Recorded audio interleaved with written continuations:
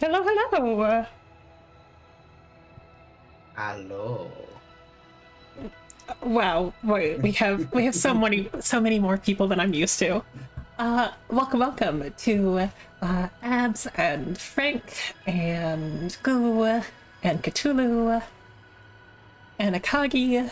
Yeah, Uh, Apple's here. yeah, thank you for trusting me with some of your hive. They know what's happening. They know what's about to happen. Do they? Do Well, do Abs I know does. what's about to happen? No, Abs knows though. So, Uh, thank you very much for the 16 months. It is in fact almost a year. Very close to it. And Alicia, thank you for the follow. I hope you enjoyed gazing long into the abyss. It's always so much more embarrassing saying that when I have someone else in the call. Um, but yeah, so I guess I should start. I'm sure most of you know Thon, but I do have a handy dandy little collab command, and I am going to use it. But Kaizad, if you would like to introduce yourself.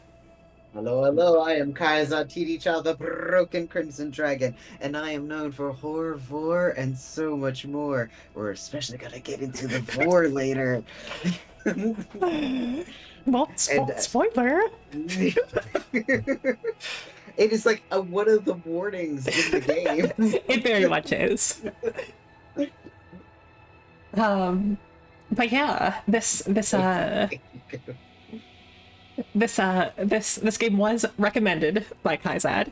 I know the broad strokes, but none of the specifics. So there is an information imbalance, and I am afraid. Um, but yeah, Frank has also used our flesh command, which made me so happy to be able to create. But yeah, this is Meeting in the Flesh. This is a horror themed romance visual novel, something along those Yes. lines. Yes. From what I understand, sometimes it leans more into the romance, sometimes it's more into the horror. But It actually, I will be honest, this is a dating sim. It is absolutely a dating sim. The world is horrific, but the tone of everything is romance. huh, okay, Yeah. cool. I can dig it. I did not go in knowing that when I first played this game. I didn't even know it was a dating sim, and then we just got sucked in. The world is what really got me about this. Is it's actually a very interesting world. Yeah. Well, I'm looking forward to it. But yeah, this is a game that is it's I think it's pay what you want over on itch, made by I think a team of two creators, Hmm. I think. But I believe it was also included in one of the like one of the justice bundles on That's itch a little actually ways back. where, yeah, that's actually where I got it when I first played it. So check it out. You might already have it. Otherwise, it's pay what you want. You can get it for free. I think if you pay like $10, you get an additional little art book or something. But yeah. What is a stream streak? I've seen it before. I don't know what it means. But thank you. Oh wow, you already, that's a nice streak. Streak. Yeah, thank you, Goo. Goo. Goo likes to streak. That's our favorite slime streaking out there. Uh, I also apparently can't say the word streak. Like it keeps coming out as something else. oh Only at dear. night. Uh, so, I guess that's as good a time as any to bring up the our content warning command, our last command of the night. So, as said, there are going to be horror elements. We have gore, we have some body horror, we have cannibalism. So, if anything's ever a little bit too much, feel free to step away. There's also a content warning for hand holding, which made me happy. I will also note if we hop into the settings, there is a toggle for like between, I think, like a PG-13 and an R rating. We will be doing the PG-13 version. I'm so sorry, but I do want to keep my channel. See, you're smart and actually recognized that was there. I did not the first time I played it and had to skip scenes. I stand on the shoulders of giants. I learned from those who came before me. Also, I see that we have an expose redeem. So I guess speaking of horror, I can be a little weird for a bit. Ooh, yay. Ta-da! But yeah, well, we'll just be a little bit weird for a few minutes. No, we're going to be weird the entire stream, but we're going to be visually a little weird for only a few minutes. But yeah, I guess if you are, we can get going. Yeah, I'm ready. Also, I have to say, this is not the hand holding is a separate ending. That is one of the better endings. I have opinions about all of the endings. I look forward to hearing about them. We are going to only cover one of them, but it might be something that I play more on my own time, and then we'll scream to you about later. Gotcha. Well, cool. After years of waking up at the same time every day, I've grown far too accustomed to it. I'm awake even before my alarm beetle goes off. The air outside must still be cold from the rain last night. The room feels a little chilly, and there's a strong compulsion to stay curled up in my blanket. My bed is enticingly warm, after all. So I decide to remain still until it's absolutely necessary for me to rise. Keeping my eyes closed, I consider what to wear today. While the day is supposed to be cloudy, wearing an extra cloak might not be a bad idea. Just one of the lighter ones. The alarm beetle starts chirping, and I lay a hand on it before its first trill is over, gently silencing it. I crack my eyes open to squint at the light gently filtering into my room. Okay, so my tendency to obsessively save is laid bare. I honestly understand. I'm a save scummer. I'm so.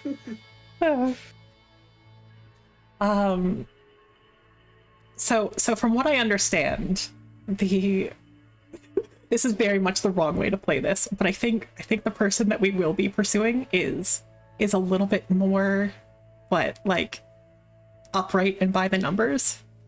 A little bit, yeah. So basically, before I even know my husband exists, I want to impress him. So I'm just gonna go ahead and get up.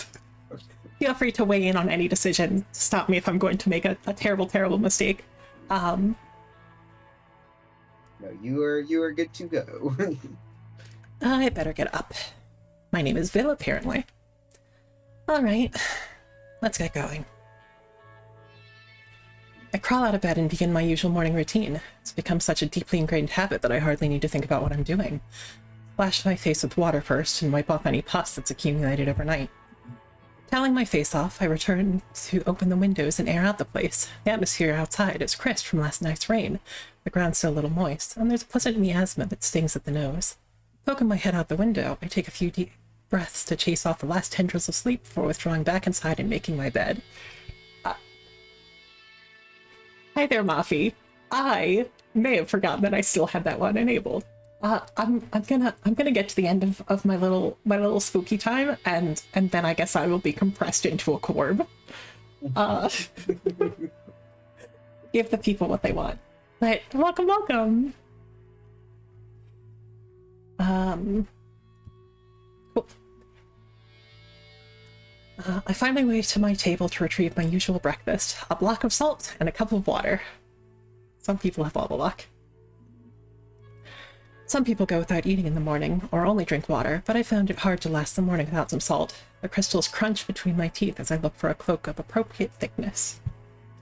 The cloak I'm looking for turns out to be abandoned in a corner, and I swallow my mouthful of salt as I pull it on. The salt burns down the full length of my throat, and I wash it down with water. That done, I smooth my hands down the front of my cloak to brush off any stray salt crystals, and make sure there aren't any unsightly renticles. I want to look presentable. Even if I'm just a delivery agent, I still want to look good for my clients. My entire routine doesn't take more than 15 minutes. I've streamlined it well over the years. I glance outside as I close my window. The streets outside are still mostly quiet, with only a few people bustling about. The owner of the corner store is quietly sweeping the streets, the rhythmic scratch of brush bristles against the damp dirt echoing down the block. A few crows linger on a nearby roof, muttering to themselves, seem a bit more excited than usual. My room falls quiet when I close the window. As I leave, I lock the door and jostle it 1, 2, 3 times to make sure it's secure. Then I head down the street. Crows bellow at me when I walk past them, and I glance up to give them a smile. They remember people's faces, so it's best to stay on their good side if possible. Past them, the sky is a deeper green than it usually is. I squint and shield my eyes as I look up at the suns. That's right, I'd forgotten. The eclipse is in 2 days. The primary sun looms largest overhead, but its smaller brothers don't lag far behind, the 3 forming a lopsided triangle. The moon lingers lower down, close to the horizon, like a pale paper cutout laid against the sky. It's normal for them to be scattered like this, but in 2 days, for just a few moments, they'll all align. 3 suns all overlapping at one point in the sky, blocked from our view by one of our 2 moons. There are so many celestial bodies going on. Is this going to be on the test? Just the lunar eclipse. Okay, got it. I can remember a lunar eclipse. An absolute solar eclipse. Solar eclipse, sorry. It's been a minute. So I assume that I will be doing the bulk of the talking as the narrator. So if you want to pick up anyone else, feel free to. I'll just do. There's only 3 other characters that you really. Well, 4. So I will pick up the others. Sure thing. Thank you very much. Unless you would just like hearing me talk to myself for the next hour.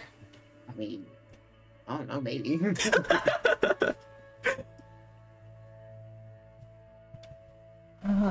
In the meantime, I am going to properly switch over to the other form. 1 moment.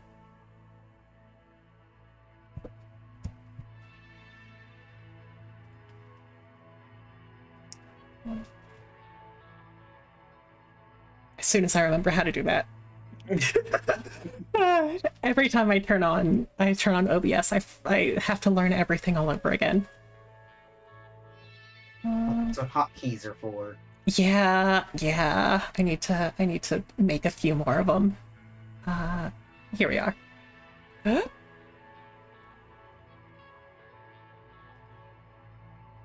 Oh, they disappeared. 1 second. I'm changing. I guess I'll give you some privacy. You're so kind. Oh wow. I'm so much smaller than I thought I would. I mean, you're so smooth. You are perfect mouth size. Please. Thank you. Considerably gets it. God, I really do need to get an asset that's just for the sign. It is not going to survive the night from all the tapping, but well, I can't read the damn thing, so.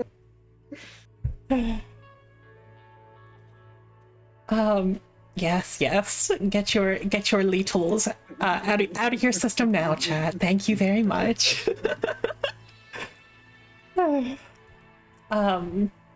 Right, did you read Agri's line? Oh, sorry, I can keep that. Excited about the eclipse coming up? I give a slight jump when a voice chirrups from behind me. I whirl around so quickly I almost end up entangled in my own cloak. Whoa, didn't mean to scare you there. Sorry about that. No, it's all right. I was just thinking about things. One of my neighbors, Agri, from just down the block.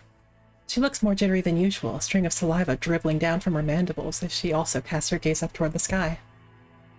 Oh, it's so exciting, isn't it? Just 2 more days and it will be the eclipse. Are you thinking of doing anything special on that day, sweetie? I smile and shake my head. Nothing in particular. I'm just looking forward to seeing it. Oh, that's also fine. But you should really think hard, just in case there is something special you want to do on that day.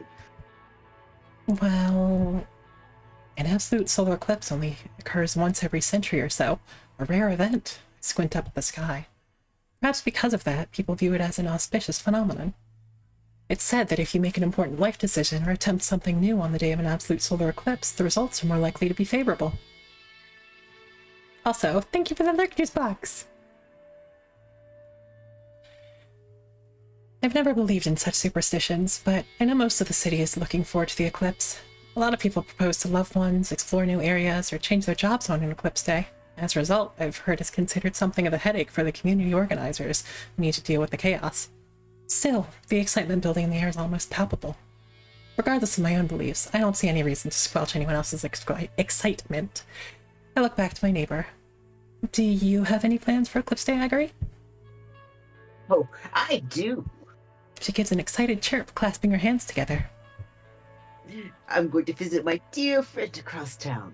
We had a rather bad fight years ago and haven't spoken since, but we agreed to meet on Eclipse Day to talk things out, and I'm sure we'll be able to rekindle our friendship. Wait, that's so sweet, though. I told you this isn't much of a horror game. I was behind you. I think my my little command refers to it as horror themed. So yeah. Well, I'll hide behind that the theme doing a lot of work there. Yes. Her genuine excitement is heartwarming. I can't help smiling as I give a nod. It sounds wonderful. I hope it goes well. Thank you, dear. Oh, but I shouldn't keep you for too long. You're on your way to work, aren't you? I nod again. It's all right. I always head out early, and it was nice hearing about your plans. Well, good luck on your work, and do think about something to do for Eclipse Day. It would be such a shame to let the opportunity pass by you. I give her a small wave as I turn to leave, and she cheerily returns the gesture. I like this bug grandma. Favorite character so far. But once I turn the corner, I speed up into a light gallop. Despite what I told her, I hurry a little. I like getting places a little earlier than necessary. They say, having started 15 minutes late. It's fine, it's fine. Good morning, boss. The air in the salt processing plant stings at the nose, burning at the lungs a little with each breath, and I try not to inhale too deeply. Full-time workers here usually wear masks unless they happen to have well-developed nasal filters. Since I'm usually in and out of here quickly, I don't bother with masks. Where's your mask? My boss is pretty strict, though. It's alright, boss. I'll be out of here pretty quick. No, wear your mask. You'll need to wait a few moments. He thrusts a mask into my hands before I can stop him, then turns away to a nearby table piled high with packages. I give a slightly exasperated sigh. How many times have we had this exact same exchange before? Although it's a good indicator of how much the boss cares for his workers, I guess.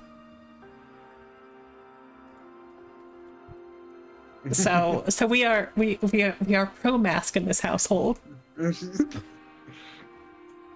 When did this game come out again? I played it in 2020, but I don't know when it actually came out. Well, might as well just put on the mask. Yep. It's a little uncomfortable, especially where the filter brushes against the raw sections of my face, but it does immediately make breathing easier.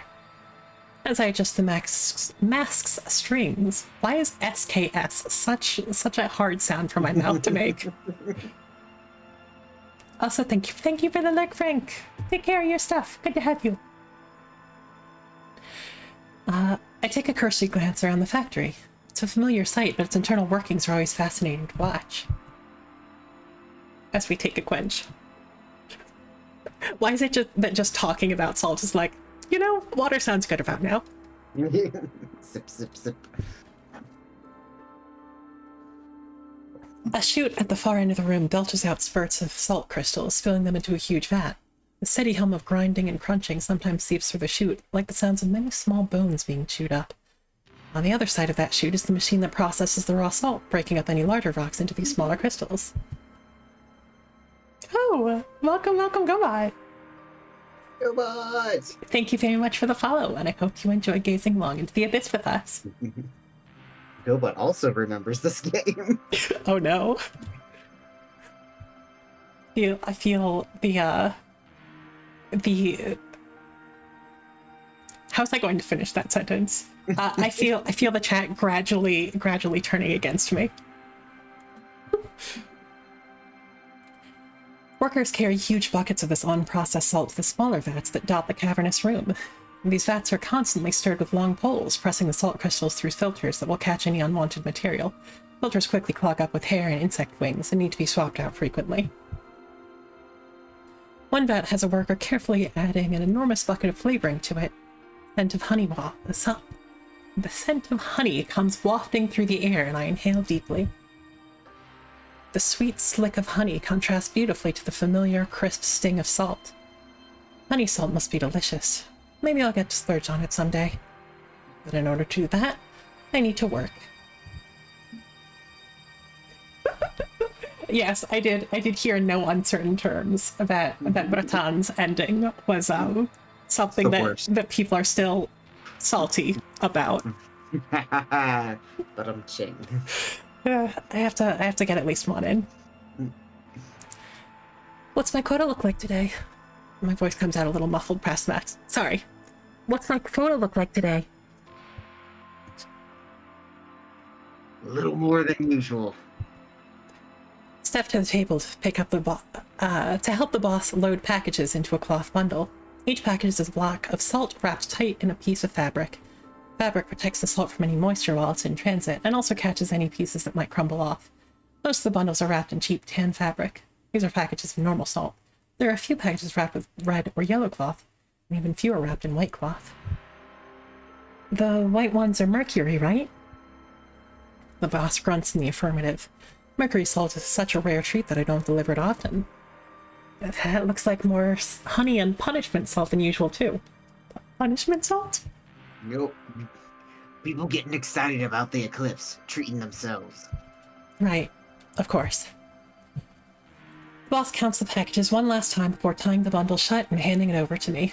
There's the rustle of fabric and the crackle of loose salt crystals bumping into each other with each movement, the package weighing heavily in my hands. I tie the fabric tight over one shoulder so the bundle won't come loose or jostle around too much while I'm running. And here's the route. He hands me a scrap of paper with just a few notes jotted on it. I've long since memorized my route, and the paper only notes any exceptions. Who don't need salt today? Who doesn't need salt today? Who's getting special salt instead of the usual? Who's getting more packages than normal? Usually I don't even need this cheat sheet, but there are a lot of exceptions today. It really does seem like everyone's changing things up in preparation for the eclipse. All the more reason to avoid making mistakes. I'd hate to deliver people the wrong salt and put a damper on the mood. Got it. Pocketing the note, I give the bundle one last tug with my hand to make sure it's in place before turning towards the door. Right before I push the door open, I remember to take my mask and hand it back to the boss. He gives a snort as he takes it back, waving a hand to shoo me out and on my way. As the heavy door lumbers shut, I hear him call out gruffly. Heck yeah. He does care. Just a tiny sliver of the plant's interior is visible past the closing door, and I give him a wave of the hand before turning back towards the street. All right, time to begin my route. I've been delivering salt for several years now. Though I was uncertain when an acquaintance first suggested the job to me, I've really warmed up to it since then. The workload is consistent and predictable, my boss is nice, if a little gruff, and the neighborhoods I deliver to are full of friendly people. Hey, starting on your route for today? I love this crocodile person. This crocodile person with the stoner hair. Yes, they're everything. Yep, have a good morning. You too. They really did go in on the character designs for Oh god, yes. for characters that are only going to show up a couple of times, presumably. My hindclaws dig a little into the ground, kicking up small clumps of dirt with each step. Quickly fall into a comfortable galloping gait as I take a hard left outside the salt processing plant, start heading down the street. Huge slabs of buildings loom overhead on both sides. This block doesn't have many residents, as it's mostly factories. Pass by these quickly. No deliveries to make just yet. But I do have one delivery to make at the corner up ahead. The building at the very end of the block is smaller. Its outer wall is off-white instead of a murky beige. It's not very tall either, but it does have an awesome structure sprouting from its top. A giant tower clawing up towards the sky, made of bone and coated with smooth flesh. An enormous pair of antennae protrude from the tip of the tower. Their chitinous, God, that's always one that trips me up. Their chitinous shells gleaming faintly in the sunlight. They whip back and forth at random intervals, as if racing through the air. The numerous eyeballs at the antenna's base also blink frequently, their irises swiveling about to survey their surroundings. One of them whirls around to give me a look when I approach, and I give it a small wave. Front entrance of the building has a small sign carved into it. The sign reads, Community Overlook Center. That's so funny.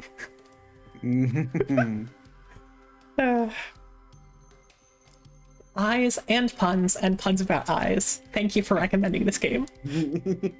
I open the door and enter. The office's interior is much cozier, the air clean and warm. There are a few desks littered with papers, workers busily reading over their contents and filling out other forms. The place always looks busy when I come by. Never hectic, though. Despite the steady bustle of productivity, things always seem in control. Not that I know these workers very well, I do wave to a vaguely familiar face, but head straight to the far corner where the tower control pod sits. The pod's nerves crawl up the walls like a giant spiderweb, thick cables of flesh burrowing into the smooth rock surface. The pod itself has a giant oblong shape coated in flesh and pulsating gently. The eyeballs embedded in its surface flicker about more languidly, a few of them fixing on me as I approach. Though they close wetly after a few moments of staring. They probably don't want to get squished when the pod opens. There's so many descriptors. Yep. It's so incredibly visceral. I love that. Oh, yeah. It's one of the reasons why I like this game so much. I can imagine. Like, the more I read, I'm like, yep, okay, I get it. I understand. Also, Hush Kaizad. There's a loud squelch of fluid slick flesh when the pod splits open at the center, its two halves neatly sliding apart like a beetle's carapace. A wall of hot and damp air bursts outward as the pod opens. Oof, love those sound effects. The interior of the pod is oozing with fluid, drips of it spilling out to dot the floor. Thick coating of it obscures the shape of the person sitting inside until he sits up and stretches his arms. Fluid comes sloughing off in sheets, spilling back into the pod's interior as he rises to his feet. There's two wet plops of suction as he detaches the pod's nerve cables attached to his temples. Hi, Yiestol. Yiestol towers over me when he straightens up to his full height, the bones of his feet clicking gracefully on the floor when he steps out of the pod. Good morning, Vil. Oh no. Oh no. Anyway. He always talks gently, his voice low. It's a little hard making out what he's saying if the office is ever really busy, but it does make him sound very reassuring, especially when he smiles a little. Diligent as ever, I see. Yiestol leads the way to a table nearby. It's far enough from the pot that there isn't any danger of fluids flashback, which is good. Salt doesn't hold up well to anything wet, and I have a lot of salt to drop off here. My bundle's heavy from the day's worth of salt, and I'm looking forward to lightening it significantly. I start undoing the fabric knot to put the bundle down on the table. Also, yeah, he's a little bit high. How are things looking today? He gives a small laugh at that. Just a warm puff of air that escapes past. Tightness, God. We had to choose the bug man. My one weakness, the word tightness. I just thought bugs were your one weakness. I might have a lot of one weaknesses. Don't tell anyone. I have a reputation to uphold. Yep. Your secret is safe with me and the chat. I'll hold all of you all to it. Just a warm puff of air that escapes past chitinous lips.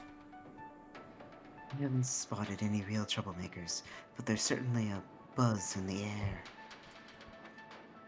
There does seem to be a little crowd congregating just north of here, so I might have to send someone to check it out later. Hopefully it's just a friendly gathering, so I can leave it be.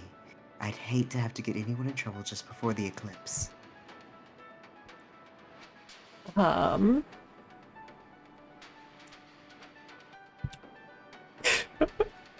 I swear to God, you all in your clips. It's never the moments of triumph, just the moments when I'm outing myself. No, I say Yep. that I say this entirely lovingly. Um, so so this seems like a man who knows his job pretty well and takes it pretty seriously. Yes. So I think my tendency would be towards acquiescence and nodding sympathetically. Yes. Oh, I'm letting you choose. This is on you, boo. No, my one pillar of support has abandoned me. Sure. I'm super good at nodding. I don't fully understand Yiestol's job, so all I can do is offer sympathy. It does sound like the situation could go either way. Hopefully it won't cause too much trouble for you, no matter the outcome. Thanks, Phil. It should be alright. I'll just keep a few eyes on them for a while. I do like his eyes. This is the least surprising thing I could say, but Yiestol's job seems busy at the best of times, and I can imagine it only grows more difficult during times of excitement, like around the eclipse. There aren't very many people who can handle the pressure of being the town's overlook, especially since the overlook pod is apparently a strain to operate. But Yiestol's been loved by everyone since he took the job. Highly attentive and quick to respond, he's been key in maintaining the town's peace. Because he's able to spot troublemakers so quickly and send officials to stop them before too much damage is done, it's done a lot to discourage crime. Are we about to date a cop? He's not exactly a cop, but yeah. It's hard to say that in this particular world setting. That's fair enough. That, on top of being an all-around nice guy. Fabric finally comes undone, and I settle it on the table before digging through my pocket for the note. Alright, it says here that you need 24 packets of salt today, correct? Correct. 24 then. Yiestol doesn't eat the 24 packets of salt for himself, of course. At the community overlook, he's also in charge of keeping an eye out for people who are ill or injured or who have fallen on hard times. Anyone who might have difficulty procuring their own salt. These 24 packets will be distributed to such people. Okay. Redeemed. Got it.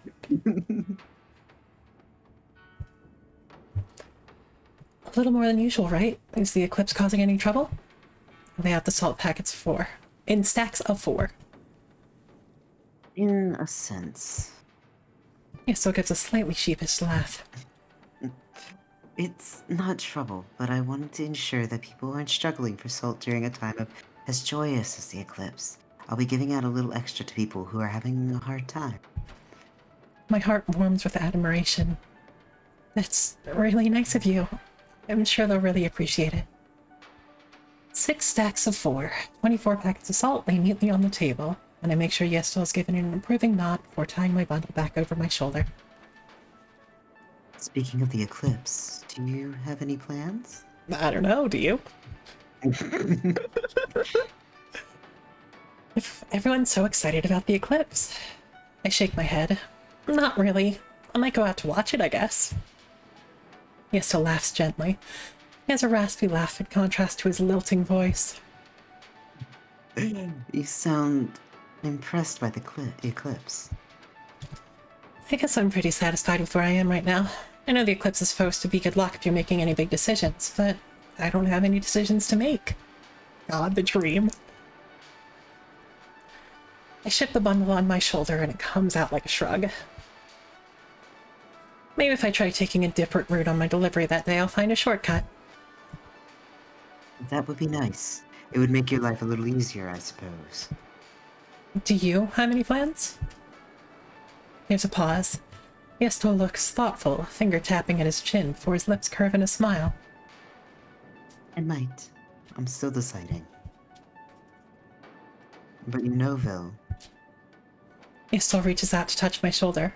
Despite the hard bones of his fingers, the gesture is soft and comforting, squeezing just briefly before giving a tender pat and then pulling away. The eclipse really is a special time. Not just because of the eclipse itself, but because everyone is so excited and happy.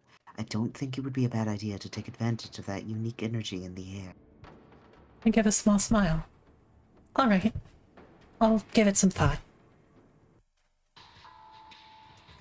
Yiestol sees me off. Is it all right for you to leave your pod for so long? It's alright for a few minutes. Taking short breaks helps keep my mind clear. Don't work yourself too hard. Even if everyone's depending on you, you shouldn't run yourself ragged. Thanks. You too. I grin. Don't worry, you helped me a lot by taking so much salt off my hands. My route's always easier after I visited you. Yiestol rests at a laugh. Well, I'm glad I could be of help to you. Though I should be the one thanking you for your work all the time. Alright, I'll see you later, Yiestol.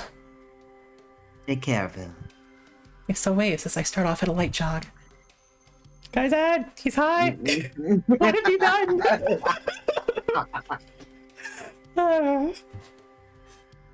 So when we were still in the planning phase of this, Kaizad did tell me that he was going to like develop a voice specifically for Yiestol, and I will never forgive you for this.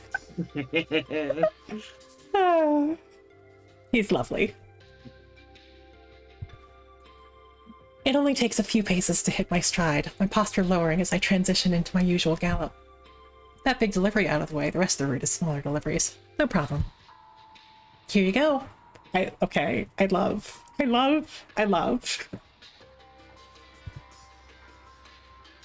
As quick as ever, aren't you? I'm just gonna take a moment to bask in this character design. I know, right? There's We've just got so many good character designs. this arthropod can fit so much gender in them. Slap it on the roof. Even if their name is Gregory, apparently. Just trying to be on time. Have a nice day. You too, Vil. Most deliveries go quickly. Just 1 or 2 salt packets should drop off along with a brief greeting. For people who aren't at home, I have to drop their salt into the usual delivery box out in front of their door. It's nicer doing personal deliveries since I like saying a brief hello to my clients, but it can't be helped. Everyone has things to do. Thanks, Vil. It's so refreshing to make someone else make all the silly voices on the fly. Honey salt, huh? Planning on doing something special for the eclipse? Yep, thinking of throwing a bit of a party. I'm glad I could get you your salt safely then. I appreciate it. You be careful on your route now, you hear? Will do. Everyone seems happy. It's nice. It's a nice day. My next delivery is a few blocks away, but I can cut through the park. Do we miss the tenties? Do we? Poor Cthulhu. The slimy.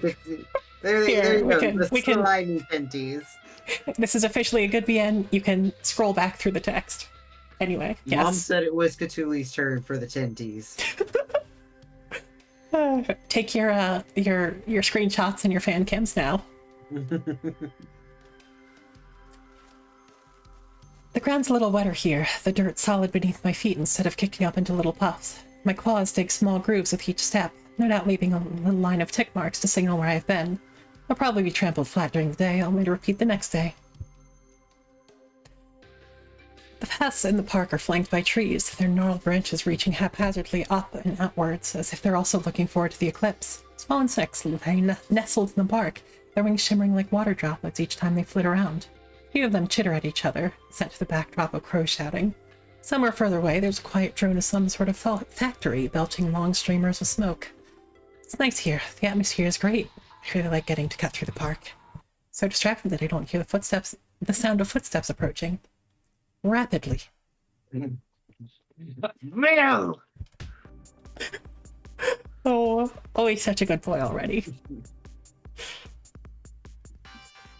A boisterous pillar of fur and energy comes bursting out of the foliage directly to my right. I jump almost 2 feet in the air. Alright, Vil. I keep switching on if I want to tap my arms here. Ratan stinks of sweat and dirt. His fur is matted dark in places, plastered out in strange directions from dried fluids. There's a glob of something fleshy stuck to his jaw. The boy. Also, yes, thank you for the quench. As always, I will recommend that everyone take sips along with me. Apparently there's a lot of thirst to go around. I do appreciate a fluffy boy. Hey, Ratan, been out all night? Yeah. Just as I suspected. We were exploring out westward since we smelled a lot of salt.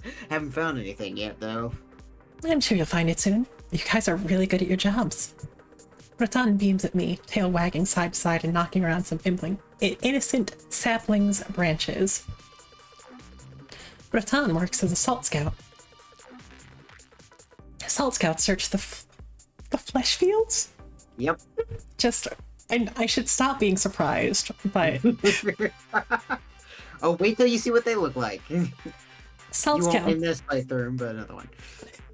Oh, yeah, I am very much going to scream to you once I play some of it on my own. Maybe I'll play it on Discord or something. Who knows? Yeah. Salt scouts search the flesh fields outside the city in search of raw salt pools. These pools are where we harvest the raw salt for processing at the plant, then distributing it out to people. Words. An important job, in other words. Salt scouts depend on their sense of smell or sensitivity to changes in the air to seek out the signature sting of salt. So apparently, many of them don't mind working during the night when visibility is poor. It's not unusual to see a salt scout heading home in the morning, dirty from a long night of exploring. Anyway. Even after a night of what must have been exhausting work, Ratan talks at a boisterous growl. Thought I smelled you with salt, so I figured I'd catch you now. If I pick up my salt from you here, it'll make you run a little easier, right? A smile tugs at my face. Ratan looks terribly proud of this innovative thought.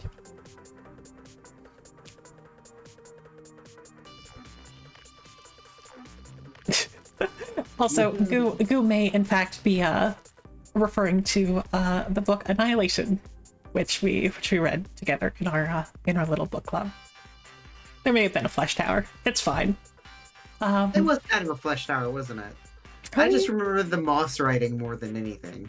Yeah, I mean, the moss writing was in the flesh, kinda. Yeah. It's a whole thing. Read the book yourself. It's a good time. This is a very good boy, and he's very helpful. Thank you. There's no way I could squelch that sort of enthusiasm. Thanks. It helps a lot. Not really. My route takes me past Bratan's house anyway, but I won't tell him that. Bratan gives a wide smile, showing off every single one of his sharp teeth. No problem. It's awfully endearing. Well, let me check what your delivery for today is.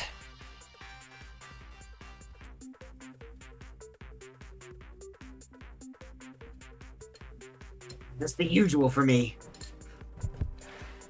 He pipes up before I can double-check my note, so I nod as I shift the bundle on my shoulder to pull out his usual delivery. 2 packs of regular salt. Bratan tends to eat a bit more than average. Understandable with how much time he spends moving around. By the way... He sounds excited. I bet he's going to talk about the eclipse. Do you have any plans for the eclipse? The swinging of his tail has grown ferocious, batting a branch aside with enough gusto to snap it in half. Not really. Everyone seems so excited for the eclipse, which I suppose is the normal reaction. It's probably weirder that I'm more laid back about it, but that's just my nature. Besides, it makes me happy enough just seeing other people being so excited. Their feelings are infectious. Oh, really? Come on, you should live a little. He's very cute. Oh no. Bratan's enormous paw clasps on my back, making me stumble forward a step. 1 or 2 salt packets spill from my bundle, but he catches them before they hit the ground. Oh, sorry about that. It's alright. I put those packets away and managed to extract 2 packets of regular salt in the process. Here you go. The usual for you. Thanks, Phil. For a moment, Breton sounds like he's about to add something, but stops himself. I don't prod, just readjusting my bundle. Sure enough, he shifts his weight from one foot to the other for a few moments in a nervous fidget before speaking up again. Hey, you know, you should really consider doing something for the eclipse.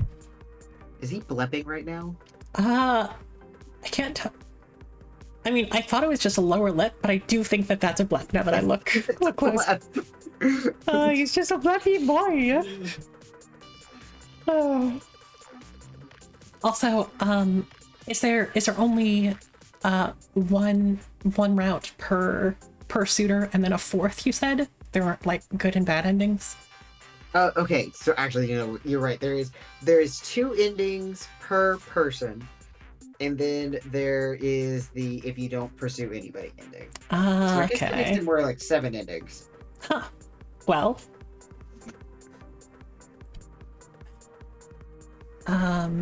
It's not that I'm against doing anything, but I guess I just don't have any plans.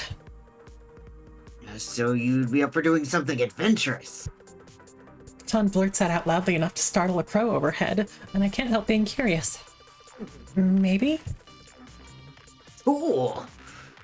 There's a pause before he hurries to add. Not that I have anything planned or anything. I was just asking. But you never know what might come up, is what I'm saying. I see why people like him. I have to fight back a grin. Breton isn't good at being subtle. Yes, you're right. Knowing Breton, maybe he'll teach me about some hidden location to view the eclipse from. He knows the area like the back of his hand thanks to his job. The shortcut through the park is also something he taught me about, so I'd actually be pretty happy if you taught me about a strange new location to visit during the eclipse. Might be a nice change of pace.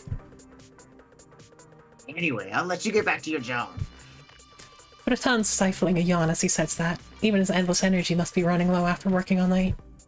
Sure, you should get some rest. I will do. There's no warning before Breton leans in to lick my face, his tongue dragging all the way from my chin to my brow and leaving a sticky trail of drool in its wake. A very moist sign of affection. You're good on your job, and I'll see you tomorrow.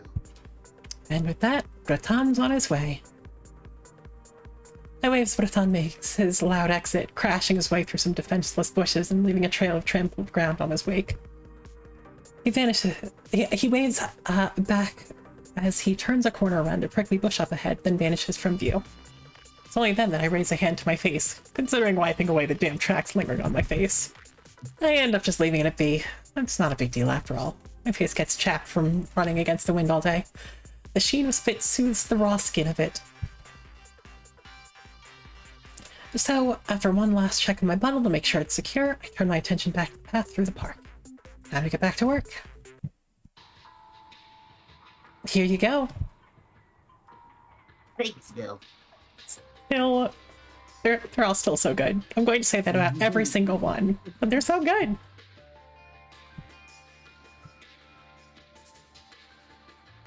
You're always right on time. I really appreciate it. It's nicer to get my salt directly from you instead of my box, you know? I understand. I'm glad I could get it to you too. You're such a good kid. You take care, all right? Will do, sir. Route grows easier toward the end of the day as my bundle grows ever lighter. I have to stop to tie it tighter over my shoulder, making sure the excess fabric doesn't billow and flap around too much as I run. The deliveries go smoothly. Everyone seems to be in a pretty good mood, and one client gives me a cup of water to keep me going. Though I don't need the water, it's still a nice energy boost, and I thank her for it before continuing on my way. One block has 5 houses in a row that need deliveries. One house is occupied, and I get to hand. Wow, I'm gonna try that one over. One house is occupied, and I get to hand the salt to my client directly, but the other 4 are empty, so I leave the salt in their boxes. Maybe they're off at work, or maybe they're making preparations for the eclipse. Hopefully I can say hi to them tomorrow, at least. God, I mean, I don't think you're wrong.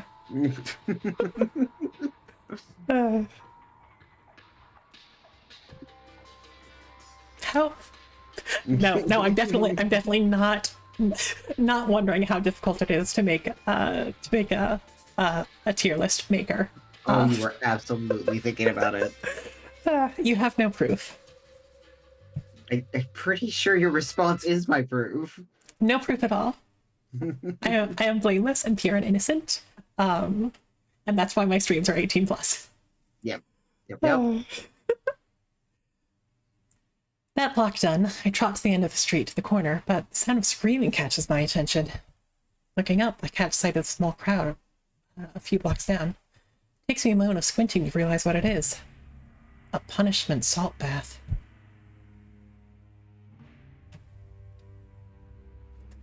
There's a giant metal tub placed on the ground, flanked on either side by an overlook officer. And inside the tub, salt. And a person. A criminal. Each overlook officer is holding a capture pole, the wires at the end strung taut around the criminal's limbs, keeping them firmly in the salt bath. Even from this distance, I can make out the patches of raw, wet flesh, areas where the criminal's skin have then flayed off to expose them to the salt. Wait, this is a salt bath? Yes. The title's fine, right? It's fine? Yep. Don't worry about it. It's fine. It's for the flavor. Hey!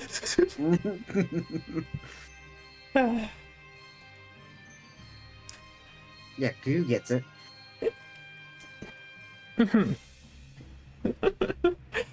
Damn it. Anyway. I feel like I'm going to be saying anyway so much tonight. No doubt the salt in bath is starting to stain red and clump together from the blood and fluids. My mouth waters just a little bit from the thought. These salt baths serve a dual function. On the one hand, this is a pretty good punishment. Though larger crimes earn harsher punishments, first-time offenders are usually only given a salt bath. The pain of having raw flesh exposed to salt is usually enough of a deterrent to keep people from repeating their mistakes in the future. And on the other hand, salt used in these punishments is a bit of a delicacy.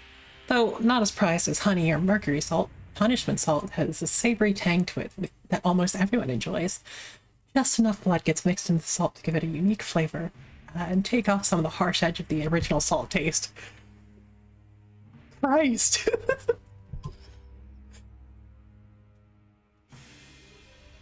I'll probably be seeing a bunch of punishment salt to be delivered tomorrow. Maybe I'll claim a package or two for myself. Everyone's talking about the eclipse after all. Maybe I can treat myself. This is so much. Whoever's immersed in the salt gives a gurgling scream. Sunlight glints off the bright off the salt tub. It's up to you if you want to watch or not. God, is staying to watch a little longer like another more graphic CG? I actually don't remember this part. I just remember that this happens, not exactly which route I picked. So around the Ivoid, we are big fans of reformative justice rather than retributive, but also we are very much into blood flavored salt.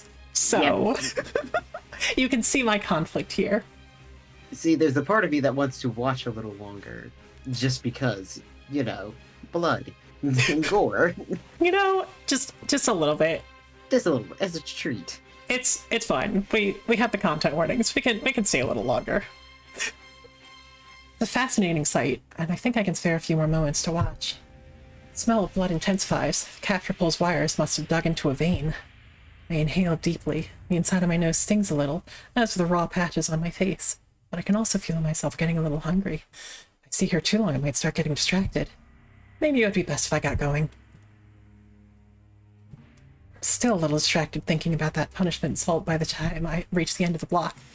I'm at the tail end of my route, and with almost nothing left on my bundle, each step feels light. I drop 2 salt packages into the delivery box before rounding the corner.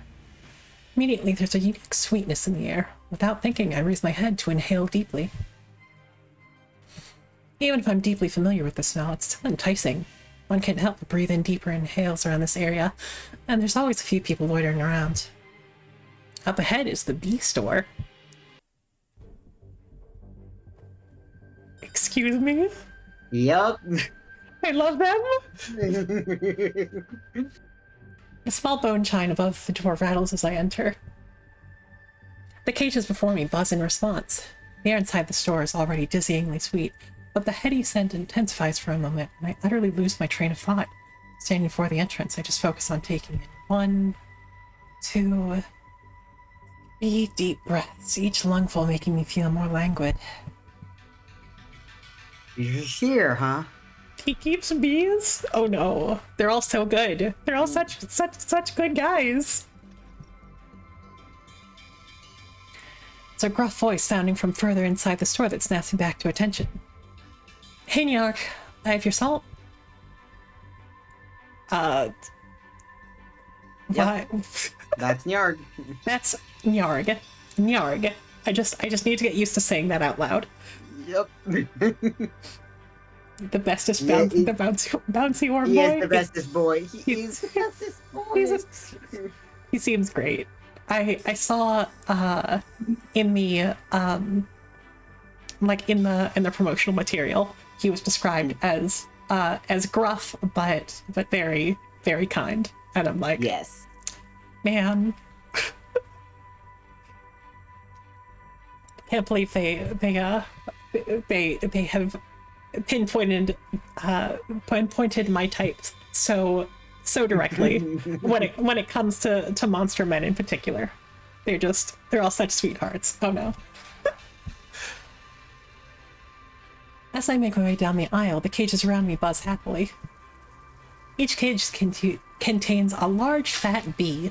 Some are shy and turn away as I walk by, but others are more personable and bumble up to the front of the cage to poke their antenna through the bars and wiggle them at me. I love them. One cage contains a particularly fluffy bee that waggles its abdomen at me as I approach. I've not bathed this one before, so it's familiar with me. I pause to poke my fingers through the bars of its cage. It toddles closer and ducks its head so I can rub the area behind its head, right where the bristly fur starts to sprout. I pet it a few times, rubbing my fingers in short strokes, and it hums happily in response, flicking its wings. Honey dribbles from its mandibles, leaving damp yellow spots on the padding in the cage. Hey there, you're not supposed to be wasting honey like that. Don't blame my bee for that. You're the one who made her drool. Nyark must have finished taking his notes, because he's made his way down the aisle towards me. The bulk of his body towers over me, leaning over to peer into the cage where the bee is rubbing at its mandibles with its frontmost legs. My girls have had to work hard these days. You shouldn't agitate them. But they're so fluffy. Love Nyarg. Oh, right. Sorry. You're fine, just don't excite them too much. Got it. The bee continues to wash its face off, antenna flicking periodically. Because of the eclipse, huh? Yeah. Not surprising. Bees are highly prized for their honey. Everyone loves honey salt, after all. Nyark's store sells both bees and honey. Bees are expensive both to buy and to care for, so not many people can afford to buy one. But saving up to buy some honey for special occasions is much more doable. Maybe I can do that, actually, since I don't have any other plans for the eclipse. Hey, Nyark. Hmm? Do you have any plans for the eclipse? No. Also not surprising. Nyark is the type who largely keeps to himself. But I suppose the eclipse should be nice to watch. Right? I'm thinking of the same thing. Maybe just take a relaxing break watching it happen. Sounds ideal. Think I should buy some honey for the occasion? I do have a few bottles left for today.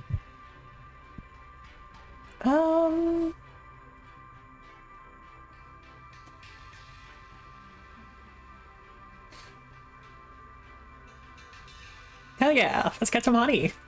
Okay. Nyark would probably be happiest if I honestly said what was on my mind. Also, yes, Goo.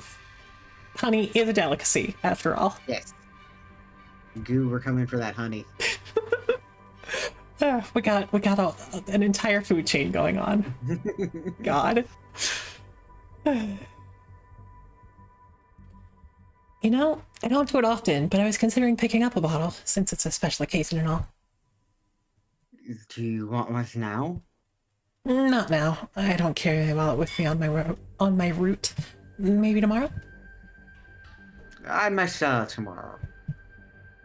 But I'll set a bottle aside for you tomorrow if you want.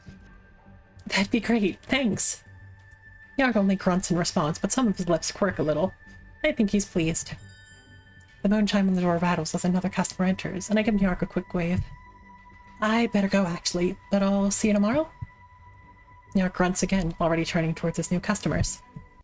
I give the bees a little wave, too. They buzz back at me, the sweet scent of honey in the air intensifying in that moment. I almost stumble as I turn towards the door, inhaling deeply one last time before stepping outside.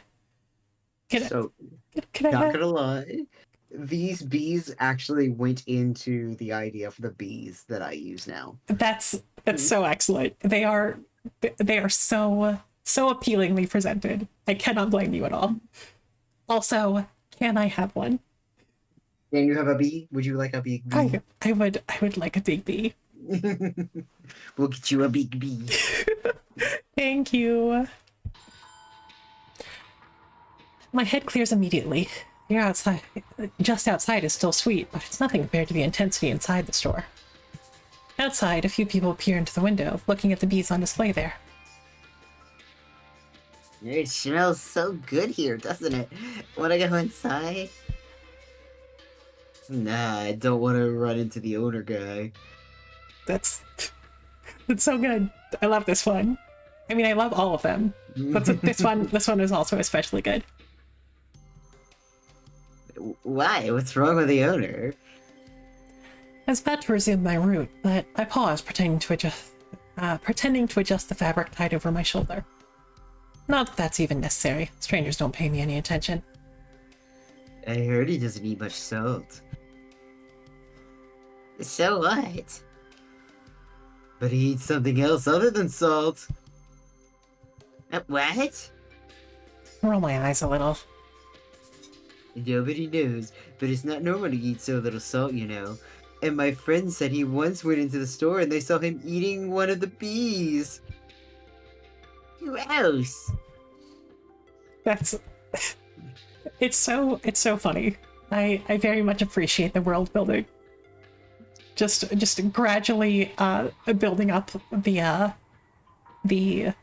what counts as normal here. Mm-hmm. Excellent. I have heard all that I care to hear, so I finish adjusting my pack and set off at a steady gallop.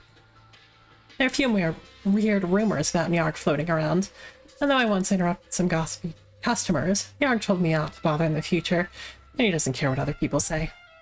Still, it irks me that people bother making up these silly rumors about people just because they're different. And Nyarg is a good guy. When I get home, I'll look through my savings to make sure I have enough to buy a little bottle of honey. Seemed pleased by my promise to buy a bottle after all.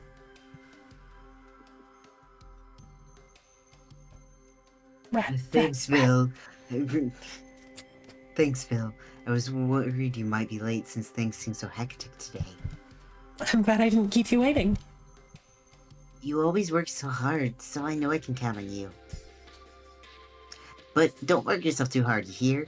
Make sure you give yourself some time off on the eclipse. I'll do that, don't you worry. I wave to the last of my customers for the day, sighing quietly as I turn the corner back onto the main street. The empty pack over my shoulders gets folded up into a little cloth bundle I can fit into my pocket. I'll drop this off tomorrow morning when picking up my salt. So my work for today is done.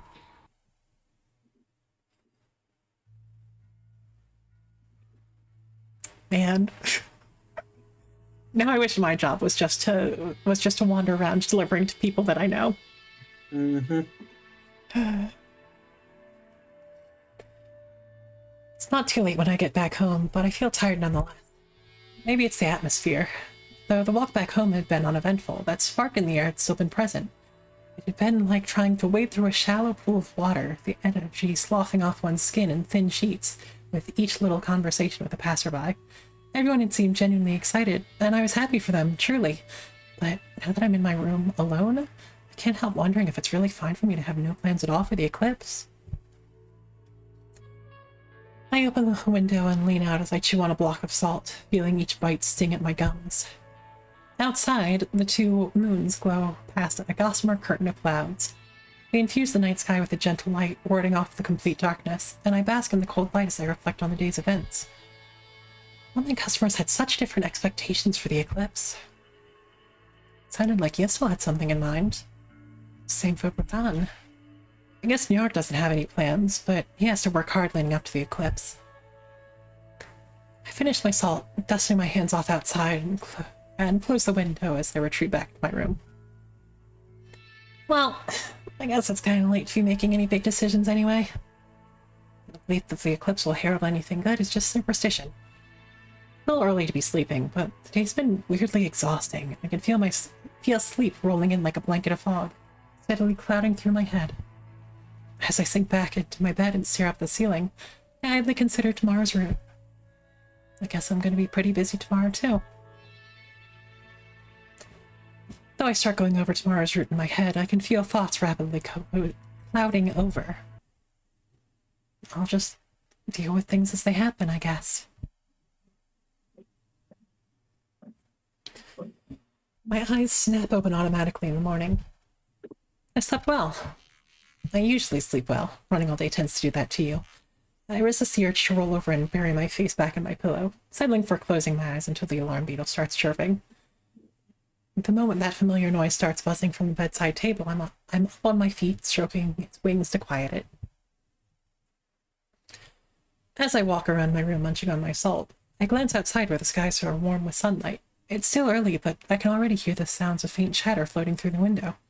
People aren't usually up and about this time of day. Peek out the curtains as I lick the last crumbs of my salt off my lips. I can spot a few people standing around sweeping the streets or talking amongst themselves. And probably discussing the eclipse. I hurry a little as I wash my hands off and prepare to leave the house. I didn't set my alarm for today any earlier than usual, but maybe I should have. I got the feeling today's going to be a busy day. Good morning, dear. Hope you remember all your voices. No, I don't. It's gonna be fun. Morning, Agri. In a hurry, are we? Just a little. It seems like today's going to be hectic, so I should probably get to the plant fast. Alright, I will keep you then. Have a safe day. Thanks. You too. I feel a little bad about rushing past her like this, but I can already tell that today's going to be a bit different. There's a strange electricity in the air. Something feels the feeling that something's going to happen soon. A few blocks down the street, I can see a group of people huddled together, heads gathered. They look like they are discussing something very important, with their hands and claws quivering with excitement. I take a right turn into an alleyway before I reach them, so I won't disrupt them by running through the group. I know that this is an important moment for them. But I do pick up the pace into a light trot. My boss might be mad if I'm late today, all days. You're here. Sorry if I'm late, boss. You're not. Lucky for you. He sounds tense, perhaps understandably. It feels busier than usual, with more people bustling around. Hasn't even told me to wear my mask yet, so I do it on my own. I don't want to stress him out for any reason. How's today's route looking? You better go quick today. It's looking complicated. Follow him over to the tables where today's delivery bundles are being assembled. They don't look as put together as they usually are by this time. We're a bit behind on schedule. We got far more specialty salt requests than we planned, so we had to throw together a batch at the last moment. Didn't expect people to splurge this much for the eclipse.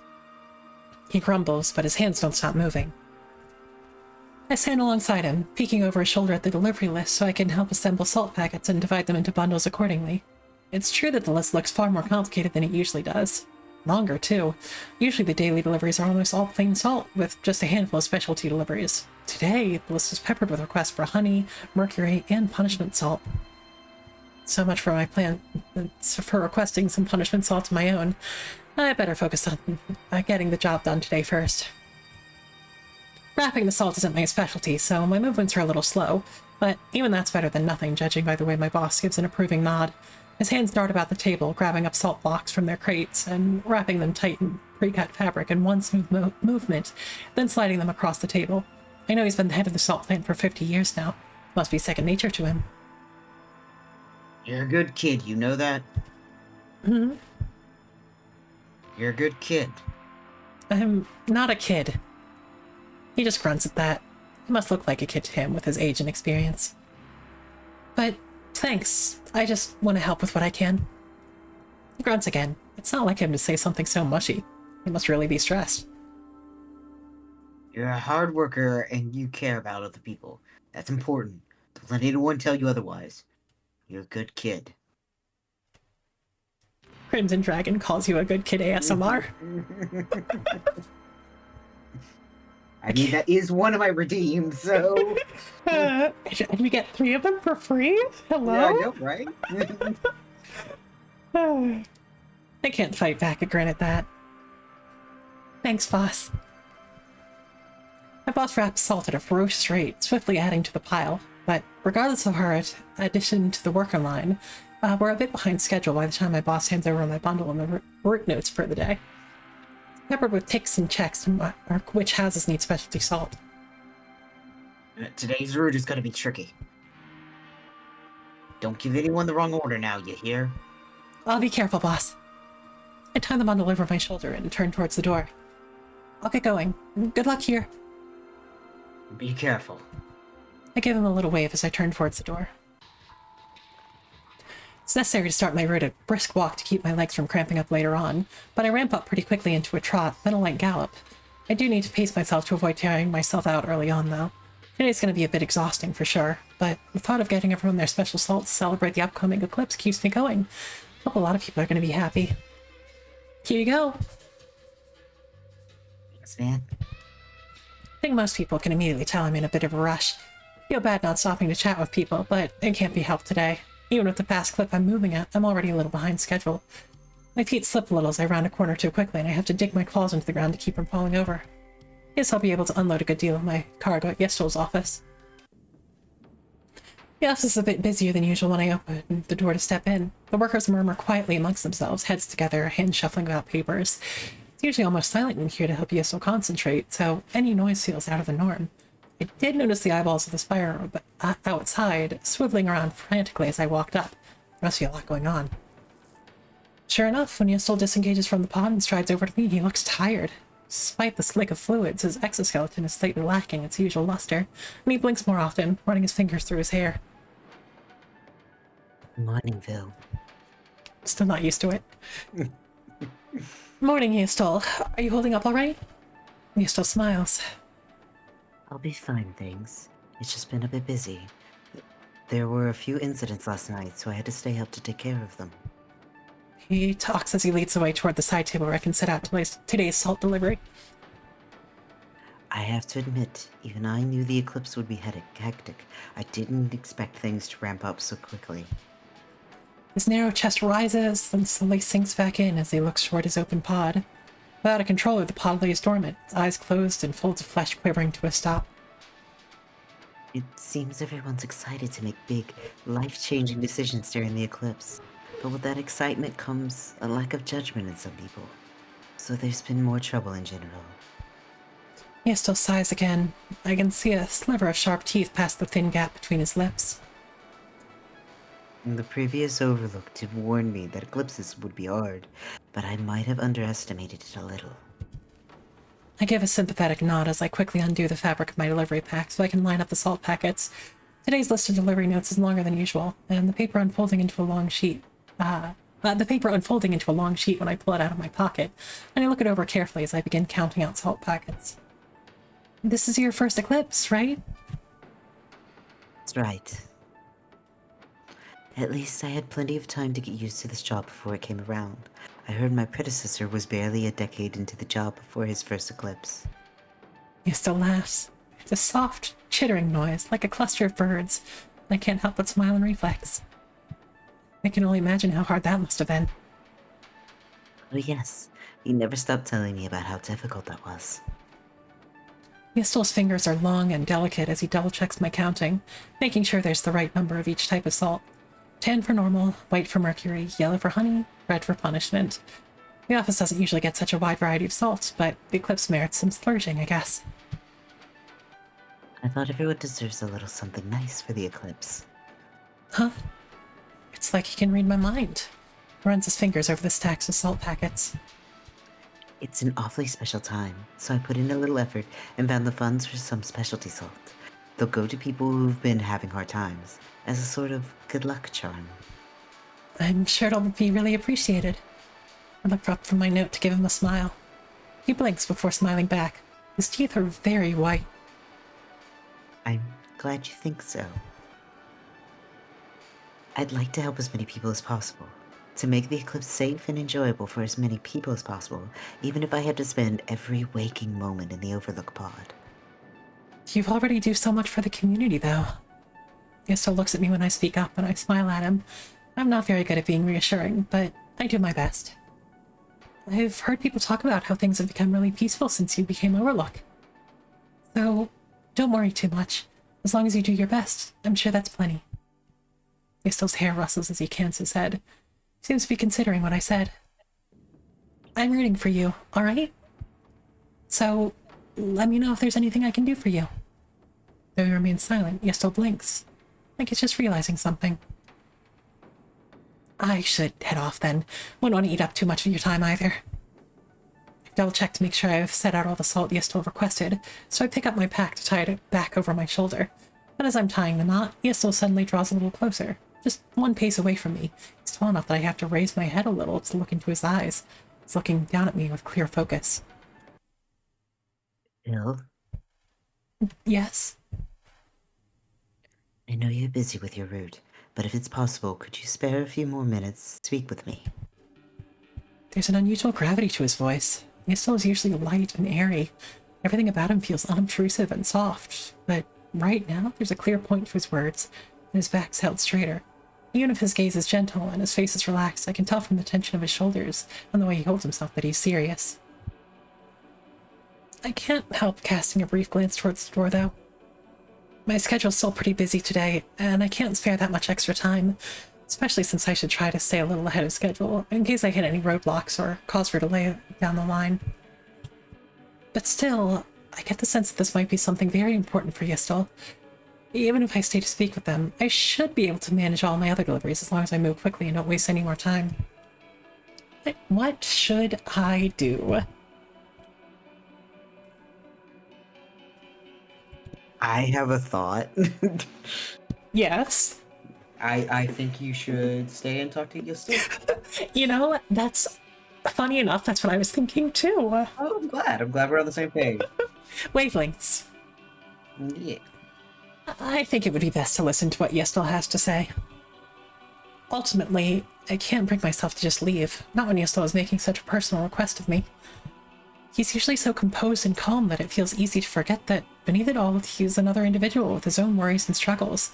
If he's asking me to stay, there must be a good reason for it, and it would bother me for a long time if I abandoned him like this.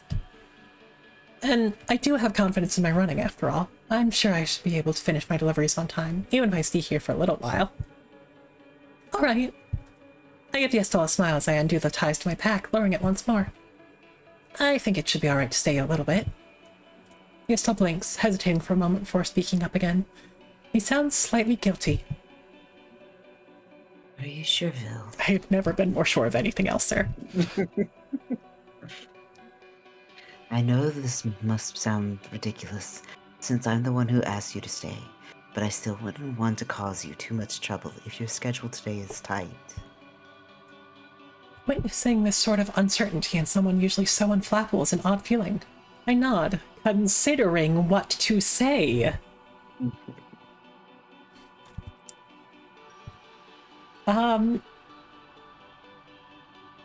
He seems like someone to value punctuality. So it's fine. We're confident. It won't be late. Don't worry, I'm sure I can maintain my schedule. Besides, I think it might not be a bad idea to rest up a little bit before resuming my route. I tend to take more breaks earlier on in the day when my pack is heavier. See. It's only after he mutters that confirmation that Yiestol gives a small sigh, his shoulders sloping downward as he releases some of that tension in his body. The stiff strands of his hair rustle against each other as he dips his head slightly, seeming to nod to himself before he looks to me once more. There's the gleam of his teeth as he grins at me. Thank you. I really appreciate it. His voice is warm, warmer than usual. I feel a spot of heat bloom in my chest, spreading to the base of my throat, and I have to swallow it back. I have to admit the past few days have been incredibly hectic, and they've been taking their toll on me. But it's hard to justify taking a break by myself when there's so much to keep an eye on. There's a pause before he seems to realize what he said and laughs, embarrassed. His long bony fingers draw graceful arcs as he waves a hand. Not that I'm just using you as an excuse to rest, of course. I do have something I want to speak to you about. Let's change locations, shall we? I wouldn't want to disturb the others while they're still working. The other workers have been diligently toiling away at their tasks, shuffling papers and jotting down notes. Some speak quietly into communication bladders, the bladder tubes pulsing as they carry important messages off to their recipients. One worker looks up and gives a curt nod upon meeting Yiestol's eyes, then promptly returns to rifling through a tall pile of papers. Let's go up on the roof, shall we? Sure. As we pass by the other workers at their desks, Yiestol gently touches one on the shoulder and leans in close, presumably to tell him where it will be. The worker nods in understanding before promptly returning to their task. Yiestol ends up leading us out the door at the back of the office. It opens up to an external stairway that crawls upwards, tracing along the contours of the building. Even this far down, veins and nerves from the overlook spire curl around the stairwell's guardrail, gently twitching wherever the wind is up. The spire itself is calm, however. The spire itself is calm. However, the mirrored eyes half close and shifting their gaze languidly. Ugh, sentences. The overlook tower seems to be operating automatically for the moment. It's half awake right now. You still must have noticed me looking up curiously. It's not as alert as when I'm in the pod, of course, but even I need to take breaks now and again, and we can't just leave the streets completely unwatched, so the tower's evolved to have a half-awake state. Evolved? Cool. Well, it's got eyes, it's somewhat alive. I mean, yeah, but it's... I don't know. This is a cool setting. Only half of the eyes are active, and it can't differentiate between good and bad activity without me. It just automatically alerts us when it spots an unusual amount of movement anywhere. But still, it's better than nothing, and I'm grateful I can take quick breaks without feeling like I've left my post completely unattended. We've been steadily heading up the stairs. Each time Yiestol takes a step, the pointed tip of his leg hits the stair with a metallic ping. His movements are graceful and calm. They always are. Everything about Yiestol always seems so graceful and calm.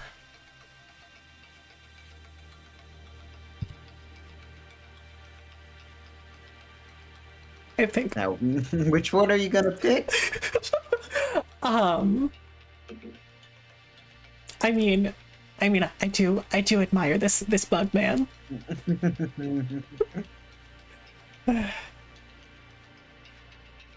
It can't be easy always being so calm, so I really admire him for it.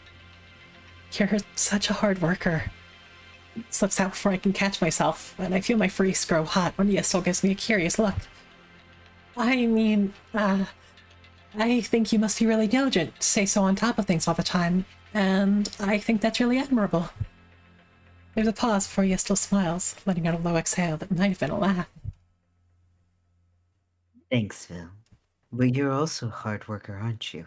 Oh, his teepees. The wind is stronger as soon as we clear the stairwell and step up onto the rooftop. Jagged shapes of the city spread out before us. Some buildings loom tall, trailing veins and feathery strands of flesh that sway in the wind, reflecting green sunlight off damp spots. Others spread wide, covering entire blocks like flat panes of bone-dry rock. The streets are full of people bustling about, no doubt busy tending to pre-eclipse business. Even from up here, it's obvious that everyone is excited. There's a strange electric energy to the air. It's a little bit of a :3. It's an amazing view. It's beautiful, isn't it? Yiestol walks over to the edge of the roof near the spire. He lays a hand on it, and the flesh pulses gently against the touch of his fingers, the tower's eyes languidly scanning the horizon. I come up here whenever I need a break. Looking at the city like this helps me regain my focus. Of course, it makes sense that even someone like Yiestol would need a place to rest once in a while. He slowly takes a seat at the edge of the building and beckons me over, though I oblige, trotting over and taking a seat beside him, legs dangling over the edge. A stiff breeze blows past us, and I'm suddenly much more aware of how high up we are. I don't think I'm particularly afraid of heights, but I still feel a small thrill chase down my spine as I look down. Yiestol doesn't seem afraid at all, though. Partly because he's used to being up this high, I imagine, but partly because he seems completely immersed in thought. The green of the sun washes over us as he gazes over the cityscape. His exoskeleton is beautifully glossy despite his exhaustion, warm sunlight bouncing off the sharp angles of his cheeks and wiry strands of his hair.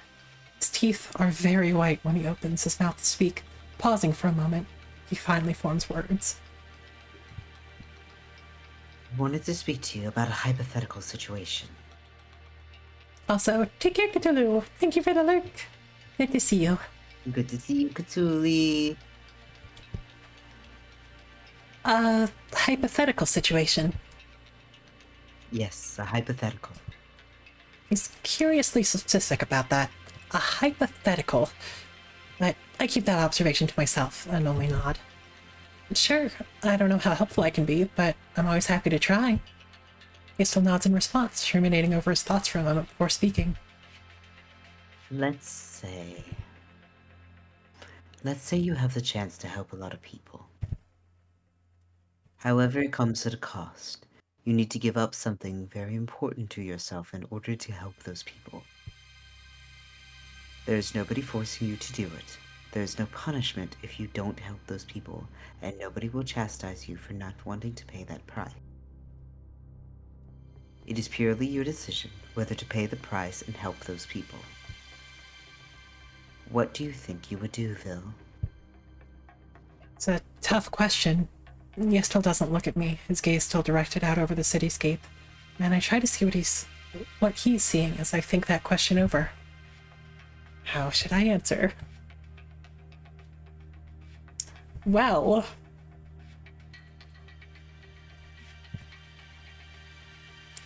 I'm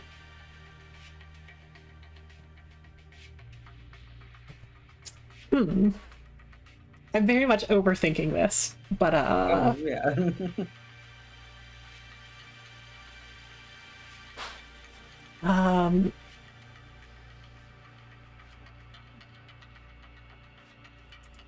like part of me feels like the second and third are kind of missing the point of the hypothetical, but Really? I mean, I guess maybe I'm reading the third one a little bit differently then.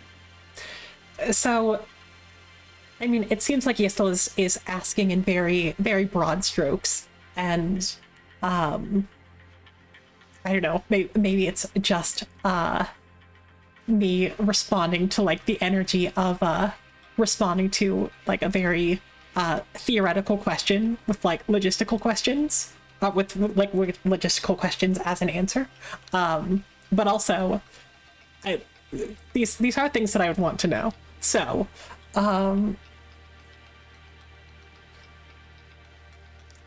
still trying to figure out the tone of the third.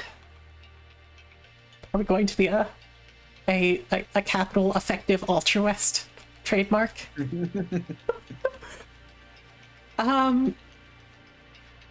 Sure. I feel like focusing more on the effect than the cost is it's probably admirable. Yes. My morals are entirely decided by what the person I think is hot thinks. Obviously.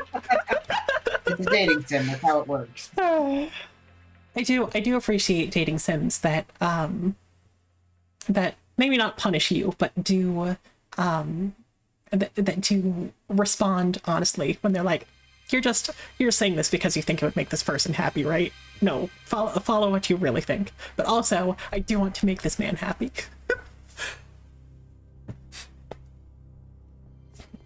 Even if I think the matter over, it's hard to give a solid answer without a better idea of how significant the help is. Well, it might depend on how helpful I'd be after paying that price. I want to be helpful to people, of course, but even helping people on a regular basis takes some amount of time and energy, I think. So it's a little hard to imagine what kind of help would be worth paying a significant cost for. Yiestol nods slowly in response, still looking over the city. His voice is a quiet murmur when he responds. Yes, of course. Then, let me try putting it in a slightly different way. It's still hypothetical? Still hypothetical.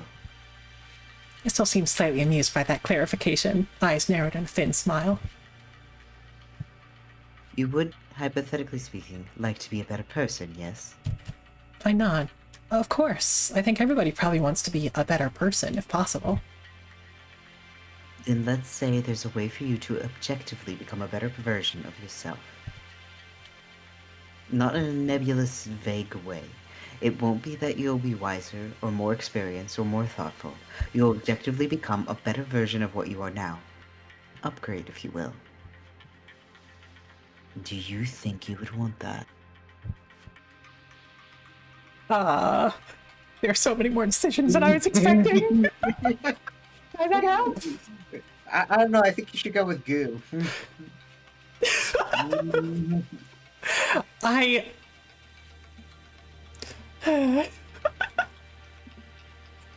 We are, Gu and I are very, very different types of sub. I have learned, in that she is incredibly eager, and I'm like, I don't know, someone else made the decision for me.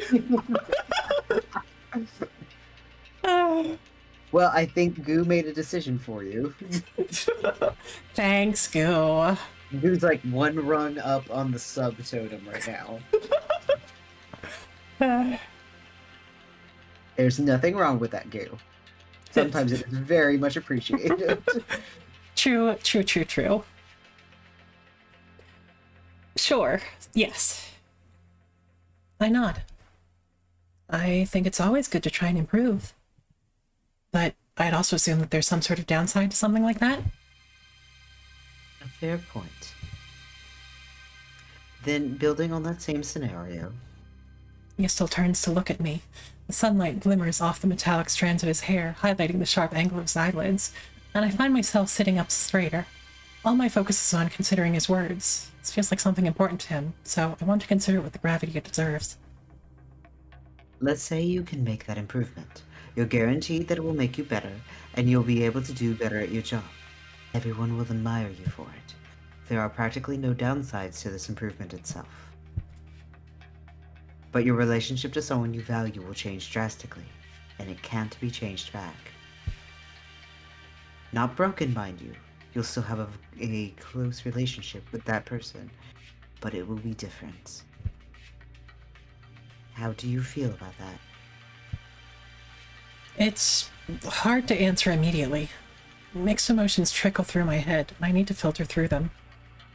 A significant part of me wants to better myself, of course, but I also value my relationships with people.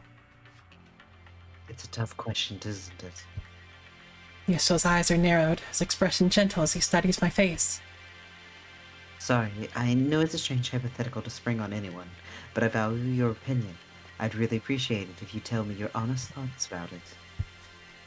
I can sort of understand what Yiestol is getting at, if I try hard enough. I repeat his words in my head, ruminating over each one. Well,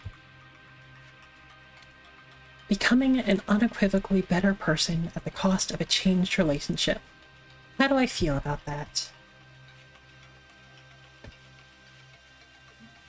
I mean, it doesn't necessarily say that the relationship gets worse or less healthy. Yeah. Just that it's changed. And relationships change all the time. So Yeah.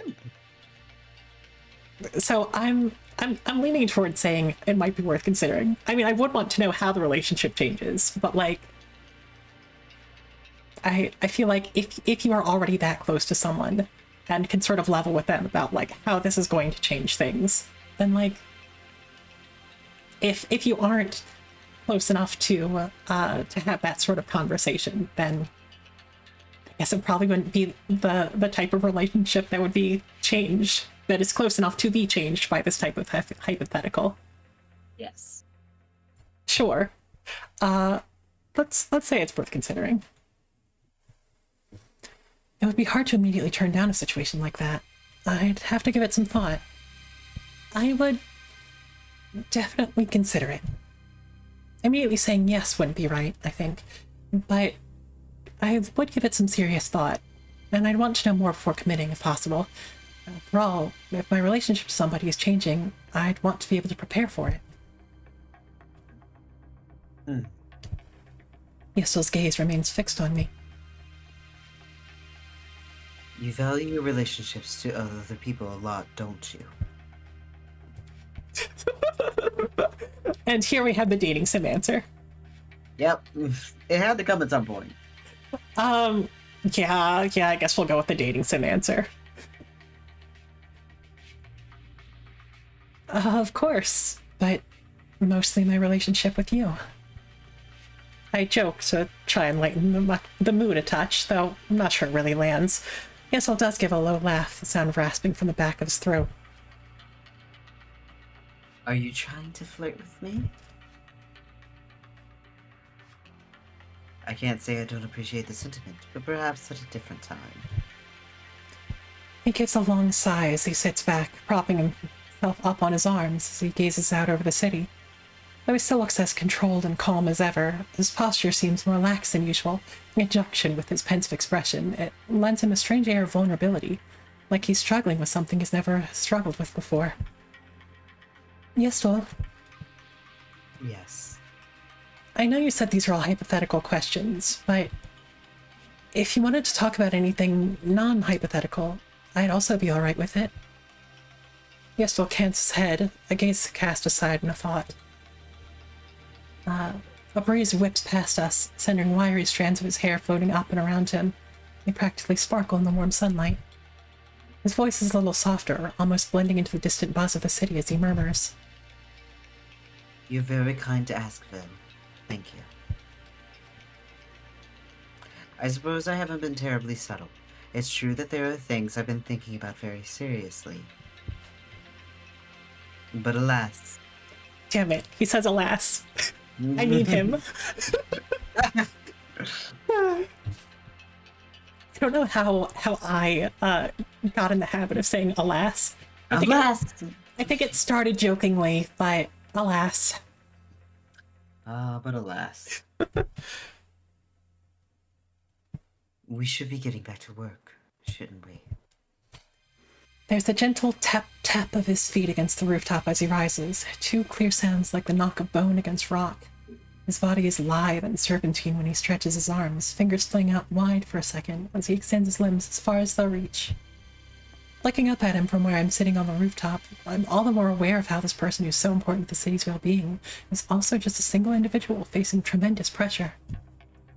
Yiestol exhales slowly, the noise whistling past the sharp points of his teeth before he lowers his arms. His body language is graceful and casual once more as he reaches down to pat my shoulder. His fingers squeeze briefly before releasing. Let's head back in, shall we? Of course, I climb to my feet and follow after him as he starts heading back down the stairwell and into the office. Yiestol doesn't say anything more as he leads the way down the stairwell. The breeze carries the sounds of the city, filtering them past our ears. Thoughtful murmurs, someone's excited shout, the thump of running feet. Pausing in my steps, I close my eyes and turn towards the endless expanse of buildings.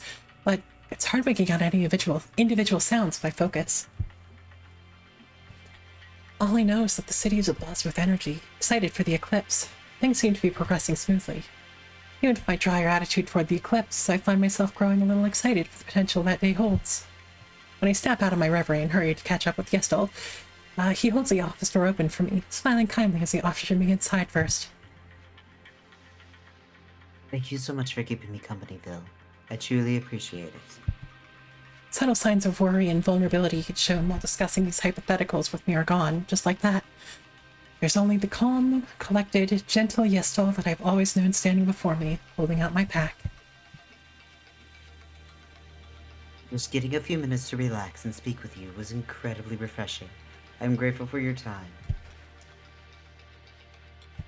But I do hope it didn't cause you too much trouble on your route. Not at all. I give the most reassuring nod I can. It's a white lie in the sense it did tighten my schedule, but I'm fairly confident it won't cause me any issues. I can make this work out. I swiftly tie my pack over my shoulders once more, jostling it to make sure it's secure before turning towards the door. I'll be going then. I hope the rest of your day goes smoothly. Don't push yourself too hard, alright? Of course. Take care, Phil. Even a few of the others glance over, giving me a brief wave. I return the gesture as I pull the door open. I do one last check of my pack as I step outside, and the door closes. And as the door closes behind me, I catch one last glimpse of Yiestol through that narrowing sliver of an opening. He meets my gaze and flashes me a smile, the corner of his eyes squinting. A look that feels like a genuine connection. And then the door shuts. A sizable part of me wants to linger. After all, I'm sure Yiestol had more to say. Topics he brought up felt far too specific and heavy to be mere hypotheticals, and it doesn't sit well with me to leave the subject hanging in the air. But still, both he and I have work to do. Too many people will be left troubled if we don't tend to our tasks. And so, I turn away toward the street, taking a deep breath. Also, my feet dig in as I take 1, 2 steps. My next come faster, my gait widening as the pace picks up. Then I ramp up into a gallop, scenery on me smearing as I gather speed. My own worries can come later. For now, I need to focus. Wouldn't do to leave people without salt, and such an important day is coming up.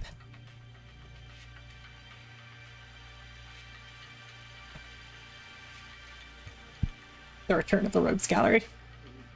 Sorry, my outdoor light came on, and I'm wondering why. Oh, do you need to check anything out? I'm sure it's fine. Alrighty. If it doesn't go off in a minute, I'll go look. Alrighty. Thanks for the delivery. No problem. Hey, you be careful now, okay? Will do. Thanks. I have to hurry. I'm usually never this behind schedule. If I move quick, then I should be able to finish all my deliveries before the end of the day and avoid getting to anyone late. But I can't really afford to delay anymore. My feet skid across the ground as I turn a corner, my claws raking deep furrows into the dirt as I straighten back up without dropping my pace. My next two clients are absent from their homes. As much as it pains me to say, that's good for me today. Quickly slot their salt packets into their boxes and resume running. I'll say hi to them on another day, when I have more time. I'm sure they're also busy with their own eclipse preparations. Distracted trying to think of any other shortcuts I can take without skipping any stops on my route, I don't hear the sounds of approaching footsteps the instant I step into the park, and I certainly don't expect a hefty bundle of fur and fangs to come bursting out of the foliage to my immediate left. Raphael! I don't manage to stop quickly enough. Neither does Batan. He collides squarely with me, knocking us both into the grass. I was waiting for you. You were. I gently push at Bratan's shoulder so he'll get off of me. Not that this is a particularly terrible position to be in. Bratan's fur is quite soft and clean today. Must have taken a shower after last night's exploring, and his body is very warm. But he's still heavy, and getting pressed into the grass for too long might make dirt seep through the pack and taint the salt. Bratan moves back obligingly, clambering to his feet, holding his hand out so I can also stand. His hand is huge. Pads of his paws squish slightly under my palm. Against my palm. Also, I'm noticing that that each of the three suitors just dwarf the protagonist. Yes. Very smooth compared to them. I mean, I'm not arguing, but I notice. You're still on your route, right? You're a little later than usual today. I was kind of worried I missed you. Yeah, I had something kind of important to take care of. I'll run with you. Thanks? He's never done this before. Still, it's not like I mind the company, and Bratana's in fantastic shape. Even as I run at a steady jog, he keeps up with me just by walking quickly. See, I found something really interesting last night. So that's why he was waiting for me. Must have been really excited to tell someone. What was it? Sure. Huh. But I'm doing my best to figure it out. That sounds difficult. Bratan looks around before he continues speaking, like he's making sure nobody else is around. Visibility is poor in this part of the park anyway, so even if someone were eavesdropping, I'm not sure if he'd be able to spot them. Nonetheless, he looks satisfied that we're alone and continues, He's so excited that his voice is starting to get gravelly at the edges, like he's fighting back the urge to start barking. I think it's really important, you know. I've never seen anything like it before. And I think it could change things. If it's what I think it might be, then this might be huge. I might go down in history as someone incredible. So I'm really excited to figure out more about it. No, I assume that's a different ending, Goo. Well, Moving on. He's so enthusiastic that it's infectious. Can't help smiling as I nod. I don't know much about exploring, but I hope it's something great. You're always working really hard, and it'd be nice if people got a chance to really appreciate all the work you put into your job. Yes, but actually, oh no. Oh no, what have I touched on? Breton has the worst ending. Yeah, so I have heard. Good boy deserves better. Really did. I don't know what he gets, but he deserves better than it. Yes, that is for sure. Breton beams, showing all his teeth. We jog along in silence for a few moments. By the way, did you put in an order for any salt today? Breton looks a little like he was startled out of his thoughts by that. His fur puffed out a little larger than usual. Oh yeah, I did. Would you like it now? Sure. Slow to a walk so I can fumble with my pack, carefully extracting one of the salt packets without dropping any of the others. Here you go. Hey, do you have a few moments to spare? It's my turn to be caught off guard. Still holding out Breton's packet, I give him a curious look. I want to show you something. So excited he's drooling slightly, thin string of spittle hanging from his jaw. Must be his discovery from the other day. Well, I feel a little bad, but I have to turn him down. I don't have that much time to spare after spending time with Yiestol too. Sorry, Breton. Things are kind of hectic today, so I have to hurry. Maybe I can meet you after my route's over? Breton's ears have tilted down a smidge, the wagging of his tail slowing significantly. Nah, it's okay. Don't worry about it. I guess you're a little behind today, huh? He's pretending to be fine, but I can tell he's a little unhappy about this. Are you sure? I'd be happy to come back here after I'm done delivering. I just don't want to keep anyone waiting. Breton considers that for a moment before shaking his head, his tails wagging with gusto once more. It's fine. On second thought, I guess I'm not that sure if I'm supposed to be showing you. So I'll check and come back later when you're not busy, and I'm sure we won't get in trouble for it. That'd be great. Thanks for the invitation, though, Breton. No problem.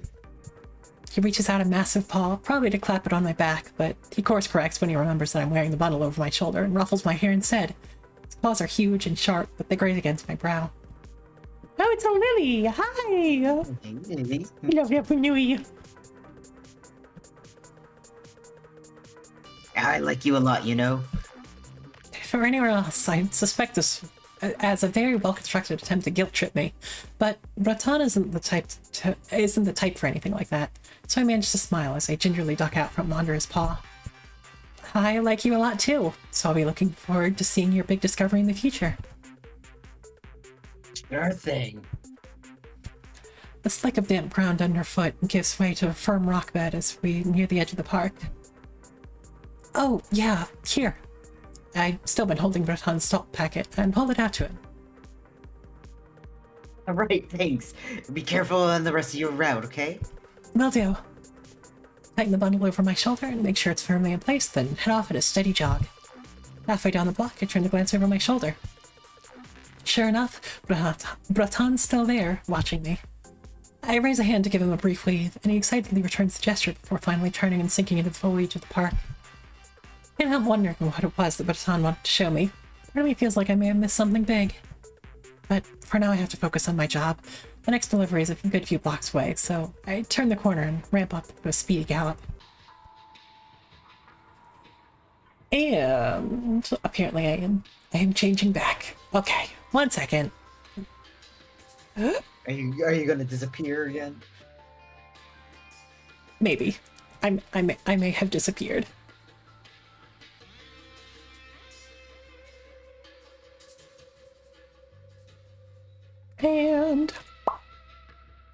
And now I need to resize myself. Let me just scooch back under your wing there. Yeah, goosh. Thank you, Kaizad.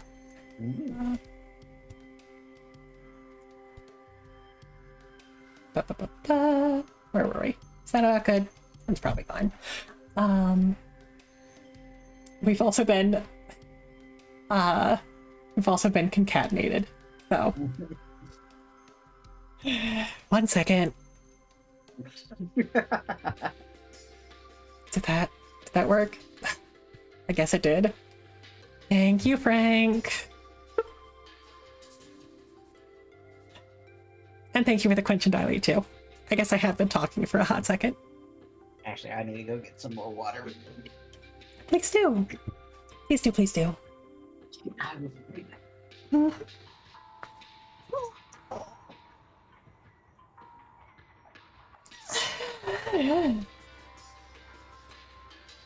Thank you for the dilate too. So yeah, I definitely see why some likes this game, and I also very much am enjoying the setting. There's a lot. There's a lot to like here. But yeah, I know I haven't been watching chat too closely. But I hope everyone's doing well.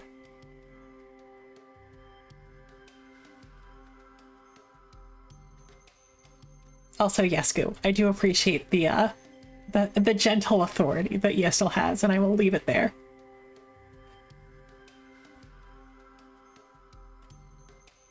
Hey there, Leo. We're all a little schlumped sometimes. It's fine. It's good to see you, though.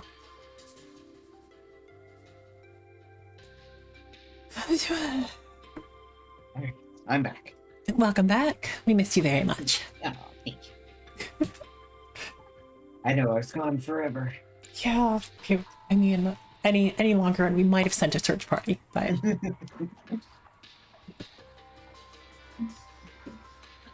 here you go. I did work today too, huh? Yes, sir. Things have been a little hectic today. Can't be helped, huh? Well, I won't keep you. Be careful now. Thanks. Have a nice day. Starting to get a little out of breath. Usually manage to do my entire route at a steady pace, but today has been a day of ups and downs. Had to rush a lot more after that talk with Yiestol, and I can feel my legs starting to ache a little. Slow from a sprint to a jog and can go down my trying that one again. I slow from a sprint to a jog so I can go down my list of notes. I finished most of my route now, with only a few more blocks to run, which is good. Quick glance up at the sky confirms the suns are starting to set already. The sky is tinging with their usual musty green. It's starting to get late, which means I'm cutting it a little close. Palpable tension in the air has been rising all day, too. There are more people hanging around the streets than usual, some rowdy and causing trouble, others pressed together in quiet intimacy. I turn the corner to take a shortcut down the street and find my foot splashing into a puddle of red. The metallic stench that lingers in the air is unmistakable, and it's cut through with the signature sting of salt. I doubt the remnants of a punishment salt bath. Or multiple salt baths, actually. Metal tubs used for salt baths tend to leave behind dark rings of moisture on the ground. There are 3 circles overlapping with each other. I can't tell if it's the result of one tub being jostled around or multiple tubs used in quick succession. I move quickly past the site, both because I can't afford to loiter, but also because the combined smell of blood and salt is making me hungry. I haven't had the chance to take a break or eat anything today. I risk a brief glance back as I head down the street, left a trail of dark footprints radiating out from the pool of blood, but fading with each step until they vanish. The puddle of blood is still there.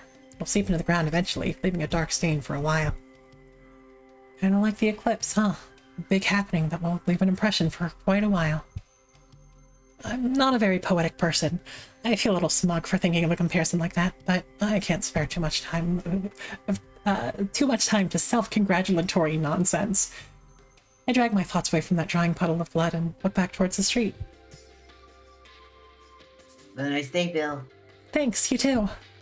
Time's getting awfully tight, but I should be able to finish my route on time if I keep up this pace. and I make the mistake of breathing a quiet sigh of relief as I dash past a block of closed storefronts, closed for the eclipse, and round a corner quickly enough that my claws skid on the ground. I must slam right into the bustling cloud that's loitering around, breathing in huge lungfuls of sweet honey-scented air. What's going on? It's usually never this crowded. Sorry, excuse me. Passing through. Sorry, I have to get through here. I gingerly squeeze past a crowd of people. Turns out these people have formed a line that trails out from Yark's B-store, but the line has grown tangled and messy as it trails out into the streets. Getting past them is a struggle, and more than a few people shoot me dirty looks that I have to pacify by shifting the bundle on my shoulders and clarifying that I'm just here to make a delivery. Most grumble, but begrudgingly let me through. A cluster of people blocks my path near the entrance, and I wait for a few people to finish their business and exit so I can slip in as the next few customers enter. Check over my bundle while waiting, peeking through the folds of fabric to check how many more deliveries I have to make, although I lose count when I am distracted by a conversation going on nearby. You've heard the rumors about the guy running the store, right? Brother, this guy again. I haven't. What did they say about him? They say this guy sucks energy out of people. I roll my eyes while my head's ducked. I haven't heard these rumors myself, but it sounds silly. Never heard of anyone eating anything other than water and salt with additives, much less sucking the energy out of people. No way, that's creepy. Right? But it makes sense, doesn't it? With how gruff this guy usually is. Yeah, he always feels kinda off, you know? Maybe that's why he has the store, to lure in victims. The two of them laugh raucously. I just tighten my bundle across my shoulders and ignore whatever else they're saying. It's all nonsense. Yarg shouldn't have to put up with this stuff. He's a good guy. Hopefully these idiots won't say this stuff to his face. Fortunately, a small cluster of excited customers exit the store at the next moment, and I take the chance to slip inside, murmuring that I'm just here to make a delivery and that I'll be out soon. Inside the store, I manage to weave my way past the crowds of people looking at bees and find Yarg near the back of the store, where he mans the counter alone. All of his tentacles are hard at work managing 6 different tasks at once, and his teeth are bared as he breathes in deep, rasping puffs. He must be stressed. Hey, Yarg. Hello, Phil. He doesn't even turn my way. Not that I can blame him. He's busy dealing with a customer on one side, packing up a bottle of honey with one set of tentacles, and soothing an agitated bee with 2 others. The smell of honey in the air is almost dizzying, stirred up by the constant movement of people in the store, and I can't help but take in a deep breath before busying myself undoing my bundle. Busy day today, huh? Earth. His tentacles swiftly wrap a bottle of honey and fabric, then tie a piece of twine into a bow to secure it. His customer thanks him profusely before leaving with their purchase in hand, babbling excitedly to their friend about how tonight will be a special treat. Seeing everyone happy about the purchases makes it worth it, though. His voice is as gruff as ever, but the corner of his lips quirk just a fraction. Really does seem happy when his customers are happy. Seems like it. I hurry to pull a package of salt from my bundle, double-checking my notes to make sure I have the right packet for him, then lay it on the counter. I'd hand it to him, but all of his tentacles are occupied packaging 2 different orders at the same time. I'll leave this here for you, alright? With how busy the store is, it would probably be best if I don't take up too much from Yark's time. I give a little nod and turn to leave when the touch of a tentacle against my shoulder stops me. Yeah. He sounds serious. He always sounds a little serious, of course, but this feels different. Yes? There's a pause. Yark's tentacles never stop moving, neatly processing and wrapping orders for customers standing on the other side of the counter, but the tentacle resting on my shoulder only squeezes slightly. He addresses the customer first, wishing them a nice day as he hands them their package, before turning slightly towards me. If you could spare the time, would you mind helping me out a little? I'm a little surprised. Not about the request itself. Any reasonable person would ask for help managing a store this busy, but because I've never seen Yarg ask anyone for help before, I can't help feeling a little flattered that he'd ask. That said, I need to think this over for a moment. Unfortunately, I don't have much time left today, and I do still have a few more deliveries to make. Reaching back, I test the weight of my bundle with my hands, trying to gauge how much time I would need to deliver all of these before the end of the day.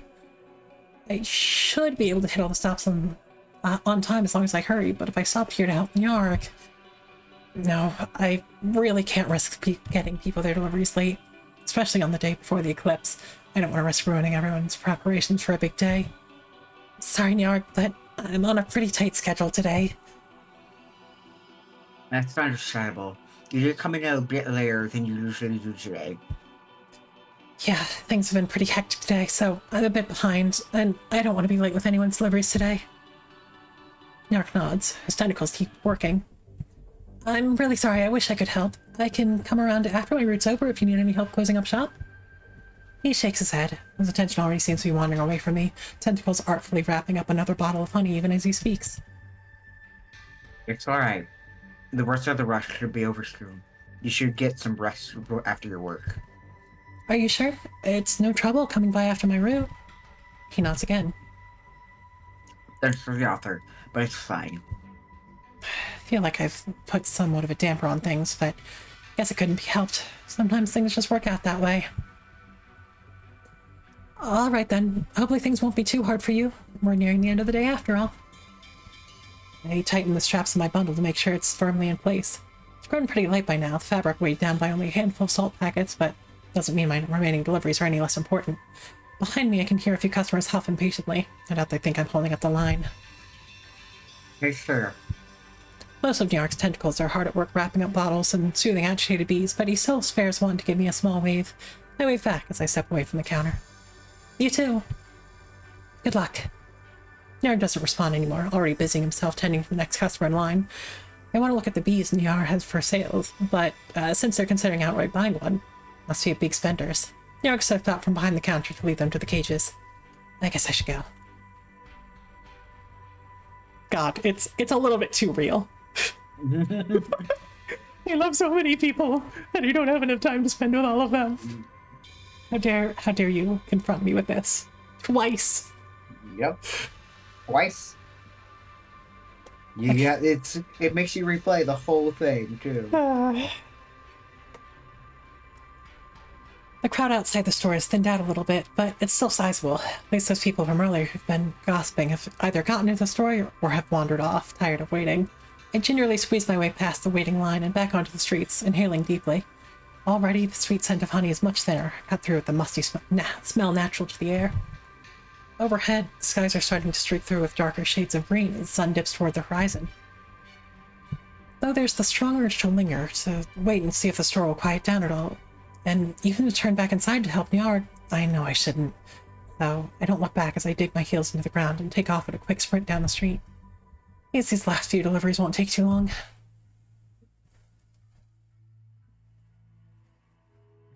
So, seems like you had a busy day, huh? You're cutting it pretty close. Yeah, things have been a little hectic today. I can imagine since tomorrow's the big day and all. Good work. You should go rest up. Thanks, I will. Have a good night. You too. Even smiling feels exhausting after a long day. But I still make sure to wave as I trot off, pawing at my pack to make sure all of my deliveries have been taken care of. All done, and with barely a minute to spare, I really did cut things pretty close. But at the same time, I don't regret it.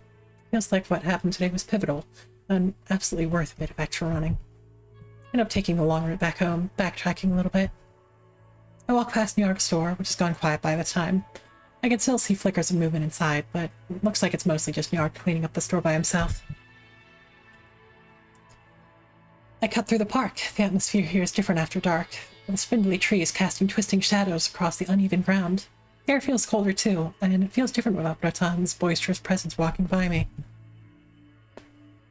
I walk past the Overlook office, which continues to watch silently over the city. Spire's eyeballs lazily cast over this landscape, though they blink slowly now and again, as if growing tired. Think of Yiestol in his Overlook pod, devoting his life to guarding the city. Tomorrow's bound to be a big obstacle for him, and my chest aches with the desire to help him in some way. Give the spire a small wave, even if he's bound to be too occupied to see such a small gesture. It's the thoughts that count. I'm sure it's just a coincidence that the spire's largest eye gives a slow blink in response, but still eases my mind a little as I turn away. Cat boy. I know I'm one to talk, but blinking show affection is very cat, and I love that for him. My thoughts feel fuzzy as I walk back home. watching the three suns sink out of view one at a time. When I get back to my place, I just grab a salt packet and collapse on my bed. I usually don't eat in bed, but I'm too tired to care today. I roll over on my back to unwrap the fabric and drowsily bite off a small mouthful of salt. Familiar sting spreads through my mouth, hot and sharp. I try not to think about it as I let it dissolve on my tongue. Even eating feels exhausting. I turn my head to glance towards my window. Past the closed curtains, I can see a sliver of the night sky, 2 moons lazily traversing that dark expanse. Though I bring the salt to my mouth for a second bite, I find that I just can't be bothered. I'll eat in the morning. I do the bare minimum to wrap the salt back up so it won't scatter over my bed during the night, but that's the absolute limit of my energy for the night. Even knowing I'll have to get up to clean up before falling asleep, my limbs feel so leaden I find myself drifting off. But even as sleep begins to overtake me, I find myself thinking over the events of the day. A small shiver of nervous anticipation races down my spine all the way to my toes, prompting me to wrap my blanket closer around my body. So much for a quiet eclipse. Tomorrow will probably be a very important day. Speaking of running late, how are we on time for you? It's pretty good. We're actually near the end. So Oh, I'm well. going to, yeah, I'm going to see it through. Well, thank you very much. I didn't realize that was the bulk of it already. Yep. I jerk awake to the sound of my alarm beetle buzzing. I immediately close my eyes and roll back over, burying my face in my pillow. The desire to go back to sleep is tremendous, which is pretty unusual. I almost never have trouble waking up in the morning, but my limbs still hurt quite a bit after all the sprinting yesterday. Thoughts immediately snapped to the strange talk I'd had with Yiestol, and that certainly wakes me up. I jolt upright in an instant, my drowsiness dissipating like so much smoke. I sit up in bed, scuffing a hand over my face and picking off the pus that's dried over my eye during the night. Cursory check of the time tells me I'm not late, but I should move quickly if I want to be on time. So I do. And I try very hard not to think about the eclipse. I want the time to spare for that once I'm actually on my route. Huh? I told you, take the day off. I had made it on time to work, squeezing past some loitering crowds in the streets, jogging the last stretch of the way up to the salt plant, only to find the place quieter than usual. Though there was still the familiar rustle of salt pouring into filters, the scrape of long poles mixing through vats, and the glop of honey being emptied by the bucket, there were fewer workers than usual. Boss seemed a little hairy than usual, too. And when he beckoned me over, he sprang out surprised on me. Delivery rosters today's short. They can be roasters, too. He has the delivery list in hand, and he flips through the pages, swiftly double-checking each one with a stubby pencil. Turns out a lot of people asked to have their delivery for today put on hold. Heading out of town because of the eclipse, I imagine. Or have plans of some sort. Whatever the reason, we barely have half the usual number of deliveries. He scratches at the scales on his snout with the back end of his pencil. Felt silly making all of you run your routes, so I reorganized the routes. And a few of you have barely taken any days off, so I'm giving you today the rest. Go enjoy the eclipse. I automatically give a dip of the head in thanks, but it still hasn't properly sunk in.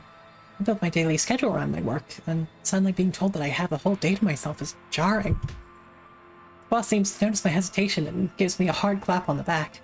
Even if he meant it playfully, he's a strong guy, and that casual lap is enough to almost bowl me over.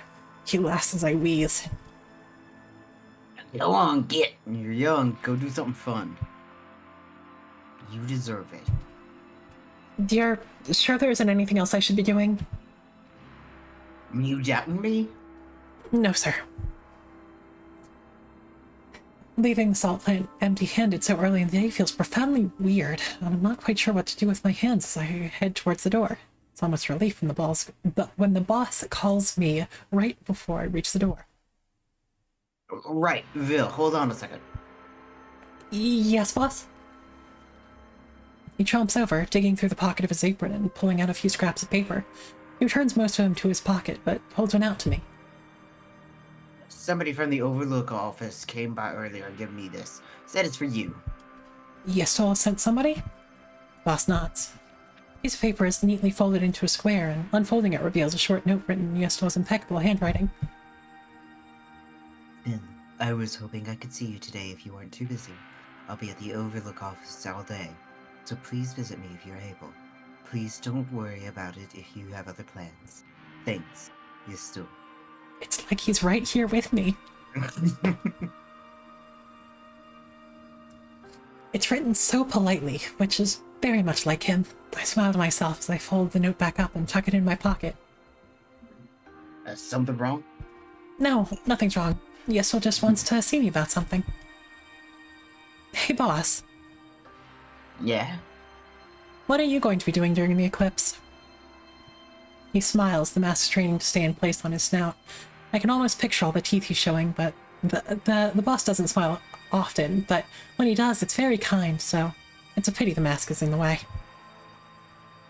I'll be watching the eclipse with my partners while we enjoy a packet of mercury salt together. Mercury salt. That's right. He gives a proud huff, arms across over his chest. Jin thought it was extravagant, but I know Dirth loves it, so I went for it. As if I'll let this special day go by without doing something nice for the loves of my life. Oh. That sounds really nice. I hope you have a nice evening. We will. So you should too. I wish the boss a good day, and leave soon afterward. I don't want to delay him any further when there's still work to do. Hopefully he and everyone else at the plant will be able to finish up quickly and enjoy the rest of their days. Though, I do still feel some guilt about taking off by myself and everyone else is working hard. I also don't want to waste the time that was kindly given to me. Standing out in the streets, I watch people go by for a few minutes. Actually, not as crowded as I feared it would be. No doubt a lot of people are traveling, or are already holed up with people important to them. Far down the street, I can see what looks like a small brawl. So that might also be something important to the people involved, but I do hope it doesn't last too long. It'd be awful to spend the eclipse day in a salt bath. Tugging my cloak closer around myself, I inhale deeply. The air feels electric, stinging at my nose. Big fan of inhaling villas. Alright, I guess I should get moving. The streets are above with activity as I head towards the Overlook office. If there was strange electricity in the air yesterday, then the very atmosphere is crackling with energy today. As I walk past a popular garment store on the main street, the window shatters as a body comes hurtling through it. Fragments of organic glass go scattering in all directions as the defenestrated individual rolls out across the pavement, shouting and howling. A second figure comes bowling out of the store moments afterward, landing on the first in a vicious tackle. How many times do you get to see the word defenestrate? I was just about to say. Correctly used. Correctly used. It's it's such a treat. Also, I can see just the grin on the writer's face when they're like, I get to use this word. Slide it in just like, yes. I mean, I do the exact same thing when I've written, so. Yeah. There's only a short pause before fists start flying as both parties attempt to pummel each other. A small crowd gathers around the fighters. Some people spectate quietly, while others cheer and shout. Doesn't matter if these fighters are strangers or not. They are no doubt engaging in something that matters a great deal to them on this auspicious day. Fights, too, are important after all. This may be a way for them to settle a long-standing grudge. I peer past the onlookers for a few minutes before continuing my way, giving the crowd a wide berth, just in case. Wouldn't do to get embroiled in a big brawl, after all. I've just put the fight behind you, and I see a pair of Overlook officers run past me, shouting for the crowd to back off and give the fighters room. My steps slow as I glance over my shoulder. The fight is still going on, judging by the shouts and scuffling noises, and the officers wave their batons to get the attention of onlookers, urging them to step aside. Of course, it's the Overlook's job to ensure that things go smoothly on Eclipse Day. It wouldn't do for strangers to interrupt a personal fight, or for the fight to involve third parties. I appreciate that the that the enforcers are here, not to stop the fight, just to make sure that it goes as it should. Yep. Part community aid, part referee. Yeah, and then depending on if somebody fights unfairly, Salt bath. And torturer. Cool. Yep. Got it. Yep. Must be difficult. There's so much going on today. Up ahead, a loud shout catches my attention. A small crowd is gathered around a tall figure who stands with arms raised, shouting indistinctly. I think they're announcing something important. The crowd gathered around them seems excited. This too is probably something the Overlook officers will have to keep an eye on. And thank you for the quench. Yep. Snip, snip. Muchly appreciated. And another quench, I guess. Do you not have a timer on your... I wonder some days if I should. They're usually good, and sometimes it's funny to, you know, have 5 people redeeming in a row, and I just immediately finish. Drown. Just immediately finish my glass and go on a break, but to refill it. But we are close to the end, so I will ask that everyone have mercy. Surely Twitch viewers can be trusted. Yes. They never bully the streamer. Never at all. Draco, I have been nice to Criggy. Anyway, I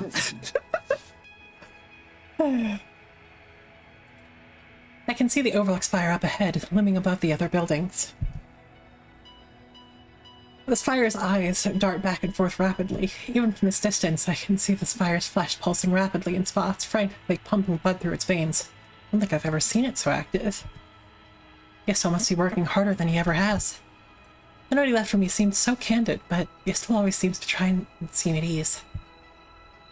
I can't imagine this is actually easy, even for him. The fight behind me sounds like it's escalating. The heavy, meaty sounds of knuckles pummeling into flesh echo down the street, but I don't pay them any attention.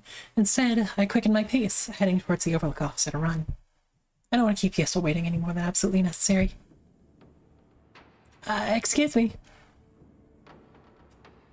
My first thought is that the office feels weirdly quiet as I push the door open, which is odd. Shouldn't it be bustling with activity today? And then I realize what's going on. The office is emptier than usual. Some desks look like they've been abandoned in a hurry, paperwork thrown in all directions. Others are manned by their usual occupants, piled high with papers and communication bladders, their tubes crisscrossing the floor like cobwebs. There's the constant, furious scratch of pen tips on paper, punctuated only when a worker grabs a bladder to whisper furiously into it. Communication tubes pulse non-stop, carrying a steady stream of messages out of the office to the Overlook officers out in the field, I assume. Doing my best not to interrupt their concentration, I make my way past their desks toward the Overlook pods in the corner. So immersed in their jobs, the workers all ignore me as I step over their communication tubes. Yiestol. The eyes on the pod are half-lidded, and it's not until I speak up that they blink open and turn to me. I got your note, but I can come back later if you're busy. There's a brief pause before the eyes simultaneously shut, and the pod cracks open with a wet squelching noise. No, I'm glad you came. Yiestol's voice is muffled by the sounds of fluid sloughing off him. Slough is also a word that's been coming up a lot. Yeah, they've got to use it twice so far. Maybe even three times. Ooh, that's still getting used. That is a very another one where they're just like, yes. It's a very visceral word for a very visceral setting, so I get it. Finally, the opportunity to use all the gross little words I've been saving up. Yes, checklist over there. Which ones can I use? Also, I am in fact going to uncat because it has been about a half hour. This feels important. Yiestol's voice is muffled by the sounds of fluid sloughing off him. His exoskeleton sheds the coating of slime easily, and when he brushes his hand over his body, it comes off him in viscous strands, plopping back into the pod's pool in big globs. Thank you for dropping by on such shortened notice, Phil. It was a rather sudden request, so I wasn't sure if you'd be able to make the time. He bends down to brush the last of the pod slime off his body, then carefully extracts one leg from the pod, letting the slime drip off it completely before he sets it on the floor. Then he repeats the process with the other foot. and then his balance slips. Perhaps because of a residual streak of slime, his foot skids sideways and he topples over. Fortunately, my reflexes are quick enough that I can prop him up before he hits the floor or crashes back into a pod. Whoa! Are you alright? He still seems stunned for a moment, his eyes wide in shock. His gaze slides over to me, studying my face before he gives a small nod. Yes. Thank you. I suppose that could have been dangerous if I hit the floor. Behind me, I hear a worker ask if everything's okay, but most of the others don't even seem to have noticed anything happening. Their focus is incredible. Perhaps that's what it takes to keep things running smoothly during the eclipse. I carefully help Yiestol back on his feet, finally realizing just how exhausted he seems. Without the coating of slime, it's more obvious that his exoskeleton is lacking in his usual luster, his eyes half lidded as he gingerly rubs a hand against the soft connective tissue near his jaw. I'm afraid I've rather lost track of time, and I haven't been able to rest in a while. I might be more exhausted than I thought. You need to rest. I keep my voice firm as I look up at him, meeting his gaze steadily. Yeah, of course. But my work... Yiestol is clearly distracted, eyes closing as he struggles with his thoughts. But he clearly needs to rest. I need to persuade him somehow.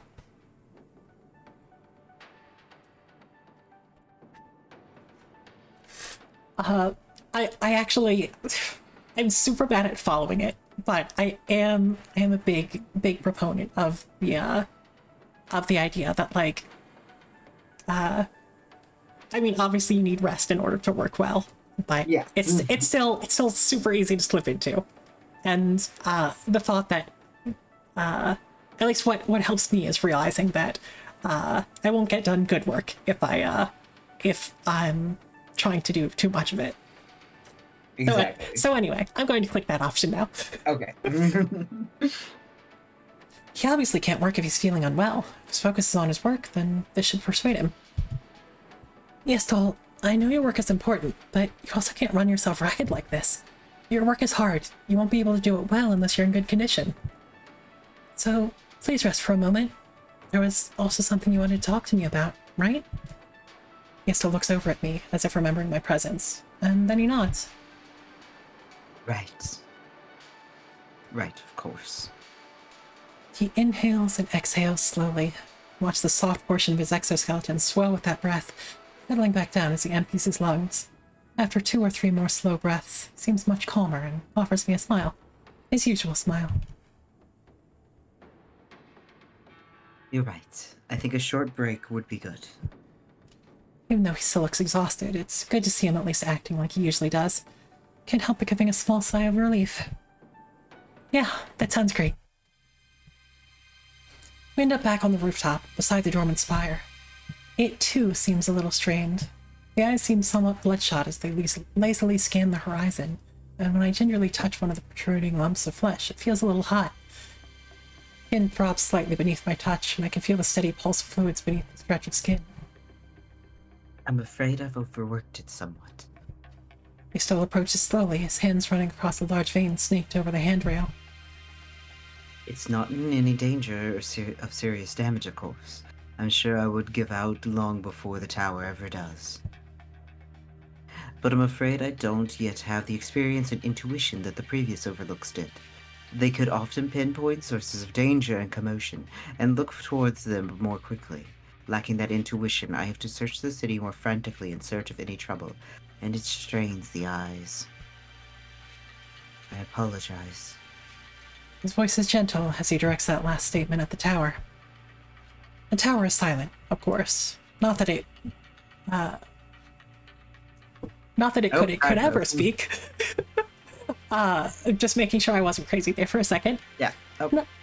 Not that it could ever speak, but without an overlook present in the pod, it doesn't even glance at Yiestol's way. Simply quietly gazes over the city, automatically searching for any significant signs of activity. Activity that it's sure to find plenty of. Now that we're on the rooftop, I'm much more cognizant of how unusually active the city is. Here and there, colorful plumes of smoke crawl up from between buildings, lit from beneath by the flickering light of fires. Celebratory fires, perhaps. Or malicious ones, possibly. To our east, I can make out a large crowd gathering at an intersection. It boils with activity, though from this distance it's hard to make out what the individuals are doing. From all around us, the sound of shouting and cheering and screaming carries on the wind. The breeze always whisks away these voices before we can make out specific words, but the impression we get is always the same. Today is a day unlike any other in recent memory. Controlling that chaos must be a gargantuan task. Can't imagine how difficult it is for Yiestol and the other Overlook workers. Right. Yiestol? Yes? I'd been lost in my thoughts as I stared out over the city, and Yiestol had taken the chance to quietly take a seat beside me. His legs swing off into the empty air, off the edge of the building as he looks up at me. I take a seat as I continue. The office seemed much emptier than usual. Did something happen? I assumed it would be much busier on the eclipse. Oh, that. I'm afraid we lost quite a few workers today. Officers, too. They are individuals, after all, with their own priorities and desires. It may be our duty to watch over the city, but it's difficult to place duty over something truly important to you. Say, traveling someplace to meet someone very important, or settling a lifelong grudge against a very bitter foe. Yiestol's voice is steady and soft. There's no trace of ill will or bitterness in his voice. In fact, Part of me wishes they were here to help, of course. But another part of me is grateful. It means they trust me enough to look over the city despite their absence. I should have prepared for this in the first place. It was my mistake not anticipating it, so I'm grateful they trust me regardless. he seems pensive. I badly want to comfort him, to make him feel better, but it's difficult knowing what to say. They were right to trust you, weren't they? I'll just have to do my best. Things are going smoothly so far, after all. I passed by some commotion on the way here, but the officers got there really quickly, and it didn't look like it was getting out of control. You're doing a great job keeping the city safe. I suppose I'm holding on so far. But that isn't good enough. He still seems absorbed in his thoughts, unwilling to interrupt him. I wait quietly until he goes on. I've managed to avoid any catastrophes so far, but only barely. I've had to claw my way through some tight situations already, and I'm sure things will have escalated while I'm taking this break. I'll have to scramble to catch up once I'm back in the pod. But you were also right that I needed to rest periodically to maintain my focus, or else I'm liable to make more mistakes, which would be equally bad. I don't have the experience or composure or intuition that the previous overlooks did, and though they assured me I would soon catch up to them, I'm afraid that won't be the case. It's been tight. Oh, that was a cough. Still gesundheit. Okay. In the literal sense of the term. Sorry about that. Even if this eclipse goes safely, it may be sheer luck. Perhaps this year's eclipse has been on the tame side so far, so if future eclipses are rowdier, if there is more going on, I'd surely fail to keep the city safe. I am quenching, I promise. Thank you.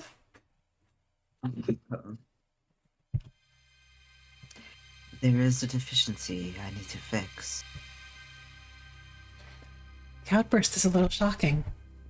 In all the time I've known Yiestol, he's always been unfailingly calm and kind and gentle, thoughtful and composed. Someone who always kept tight control over himself and was sharply aware of everything going on around him. There'd always been an ease to him that I'm now realizing I'd been taking for granted. It hurts to think that he's been harboring these distressed thoughts, and I hadn't been able to help him. Yiestol, we never know what will happen in the future. None of us. So, I don't think it's fair of you to be so hard on yourself. And I don't think you're deficient in any way. Like the previous Overlook said, if you're just lacking in experience, then that'll fix itself as time goes by, won't it? You're not lacking in anything. That certainly caught his attention. He still looks over me sharply, eyes wide, and my voice dies in my throat. And I said something wrong. Oh, I'm sorry, Vil. I didn't mean to surprise you. I must have looked taken aback because Yiestol suddenly smiles. A little rueful, a little embarrassed, highlighted by the way he touches a hand to his face, finger tapping against his jaw. I was so absorbed in my thoughts, I was practically talking to myself. There's something I should have explained first. It's why I asked you to come here after all. I apologize, I shouldn't have hurried to say those things. Seems to calm down somewhat, taking another deep breath before he shifts positions to look at me more directly. Bill, have you ever met one of my kind before? Conversation's not going exactly where I expected it to. Regardless, I give the question some serious thought, then shake my head. I don't think so. Not to my memory. Right, then I assume you aren't familiar with our life cycles either. Probably not. Then please let me explain. It won't take terribly long. Myself and many of the others who have served as Overlook, our kind has always been perceptive. We have always excelled at pinpointing anomalies in our surroundings and addressing them as quickly as possible. Of course, we don't take this for granted. In the long history of this tower, there have been many who have served without being the same kind as us, and not all of our kind are fit to serve as Overlook either. It's a position we work towards and serve with gratitude. Those of us who are selected as the Overlook have always been honored by the position, and pour all of our efforts into doing the best job we possibly can. Because we love the city, of course, but also because we don't want to have any regrets. We don't want to look back at our time as Overlook and think, I could have done better. I could have done things differently.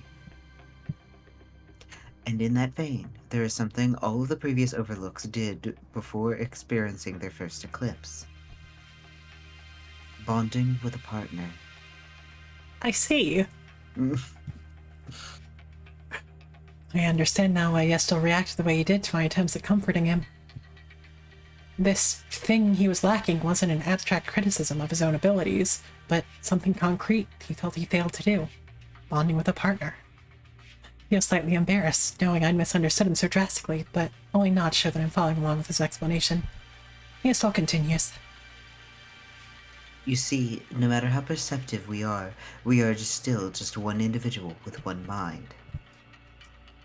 By bonding with a partner, however, we evolve a step further. We create a deep connection with a second mind, and become something greater than a sum of its parts. And you feel like you should have made that bond before the eclipse? There's a pause before Yiestol shakes his head. That isn't quite it.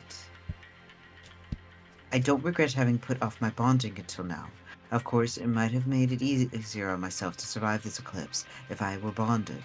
At least it would have given me peace of mind knowing that I'd become the best possible iteration of myself before facing this challenge. But I also didn't want to bond before this eclipse because the bonding process would necessitate changing my relationship with that individual. A rather drastic change, and one that can't be reversed. The puzzle pieces are falling into place. I can see now why Yiestol was discussing those hypotheticals the other day. This is what he'd been worried about.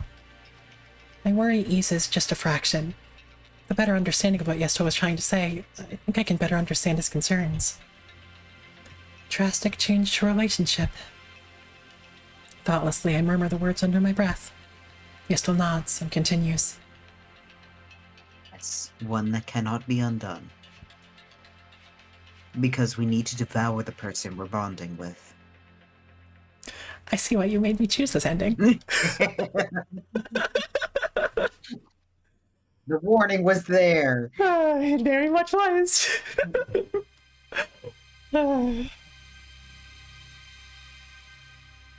I see. That makes sense. Sure. Total sense. Now that I think about it, I've read about individuals like that in the past. They're somewhat rare. Individuals who can meld into another body to become a part of them, or individuals who can absorb others to become a combined entity. Individuals who aren't complete without assimilating another into their body in some form. Must be a hard way of living, needing to bend on another in order to grow. I nod sympathetically. Alright, I'm starting to get what you mean. I guess all those hypothetical questions weren't really hypothetical after all. I give a small grin as I say it, and Yiestol responds with a laugh. It's the most relaxed I've heard him sound today, and it eases some of the tension that's been building in my chest. Yeah, I suppose not. I'm a little embarrassed now, thinking of how transparent that was. But I badly needed to get it off my chest, and it was the only way I could think to bring it up with you. But look, bringing up hypotheticals that are definitely not hypotheticals is like my preferred way of broaching topics. Far less serious than this. So I get you, guy. I get you. At least you can like pretend to walk it back, you know? Just put some Discord strike-throughs through it. Yep. Yiestol looks away once more, gazing out over the city. Phone below us shouts, but we can't see them from where we're sitting, and the words are indistinct. One more sound adding to the ambience of the city. You're intelligent. I'm sure you can guess what I'm getting at. Of course. There's a strange tension in the air, almost ringing in my ears as I give a small nod. I'm glad. He smiles without looking over at me, his gaze still directed over the rooftop as he closes his eyes. His hand, however, creeps closer to me, fingers extended as if searching for something. I promptly extend my hand, allowing his fingers to touch against mine. His bones are flawlessly smooth and cool to the touch as they graze over the back of my hand, and he squeezes my hand, just once. His grip is gentle, but tight. But even so, it wouldn't do for me to skirt around this issue. I need to talk to you about this in a straightforward and honest manner, or else it wouldn't be fair. It's just that I've never done it before, so I hope you understand if I seem somewhat nervous.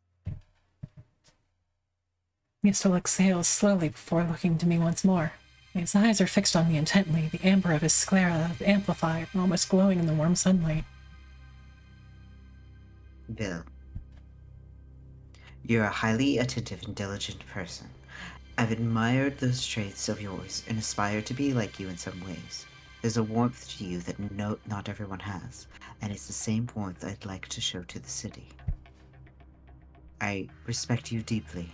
I cherish you. And in many ways, it pains me to put you in this situation. The bonding process would bring us closer than ever. Our minds would be brought together as one.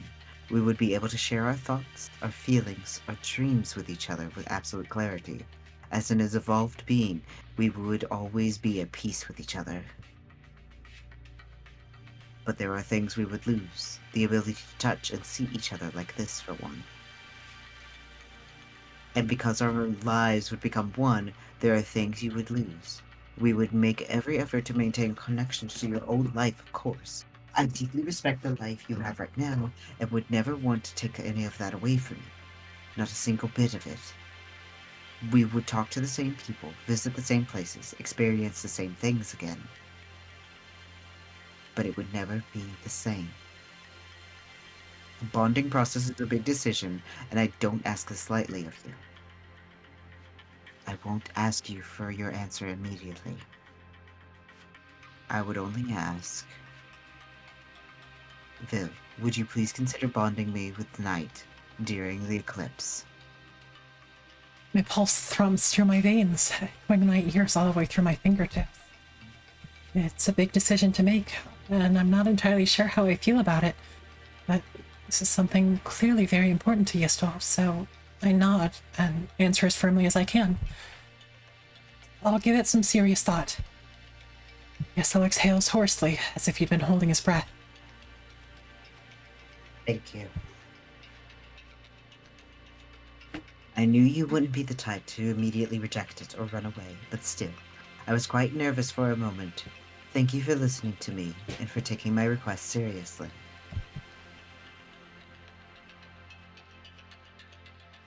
I appreciate it more than you can imagine. He withdraws the hand that had been touching mine and brings it to his face, brushing his fingers against the corners of his eyes. Already he looks like a tremendous weight has been lifted from his shoulders. For the moment, I'm just glad he seems to be feeling better. It seemed truly drained when he first emerged from the pot. We hear a raucous bout of cheering from somewhere far away, the shouts petering off in just a few stray whoops. Yiestol gives a dry laugh. I suppose it's as good a sign as any that I need to return to my work. He raises to his feet without waiting for an answer, and promptly offers me a hand. I accept it gladly, clambering upright and dusting myself off. I take it you aren't running your usual route today? I notice you don't have your pack. Yeah, the boss gave me the day off. He said I should enjoy the eclipse. And he's absolutely right. We're heading down the stairwell back into the office, and Yiestol smiles as he holds the door open for me. It's a special day after all. I know how hard you usually work. You more than deserve a break today. You probably deserve that break just as much, if not more. Unfortunately, not today. Maybe next time if there's a slow day. Yiestol already seems in much better spirits. The break seems to have done him a lot of good, and he stretches his limbs as he approaches the pod. The pool of fluid inside gleams, the unbroken surface practically shimmering in the light. But today, I have plenty of work to get done. And with that, he steps into the pod. The woods well up around his feet, pulling up higher as he begins to lower his body, and I blurt out in a hurry, "Yiestol, Yes. good luck with your work. You can do it. I know you can. You're going to do an excellent job keeping the city safe, and I'll be back in the evening, right before the actual eclipse. Let's talk then." A heartbeat passes before Yiestol nods. He smiles, though it's seemingly his usual gentle smile. I can sense a flicker of something more in the way he looks at me. Sort of intimacy that wasn't there before, like we're sharing a secret. I guess we are, in a sense. I'm looking forward to it. Have fun out there, Phil, and stay safe. The pod closes up around him in an instant. The two halves of its flesh shell coming together with the wet sound of suction. The numerous eyes on the pod roll once as if trying to find their focus, open wide, then immediately go half-lidded. Yiestol must have promptly directed all his focus outside.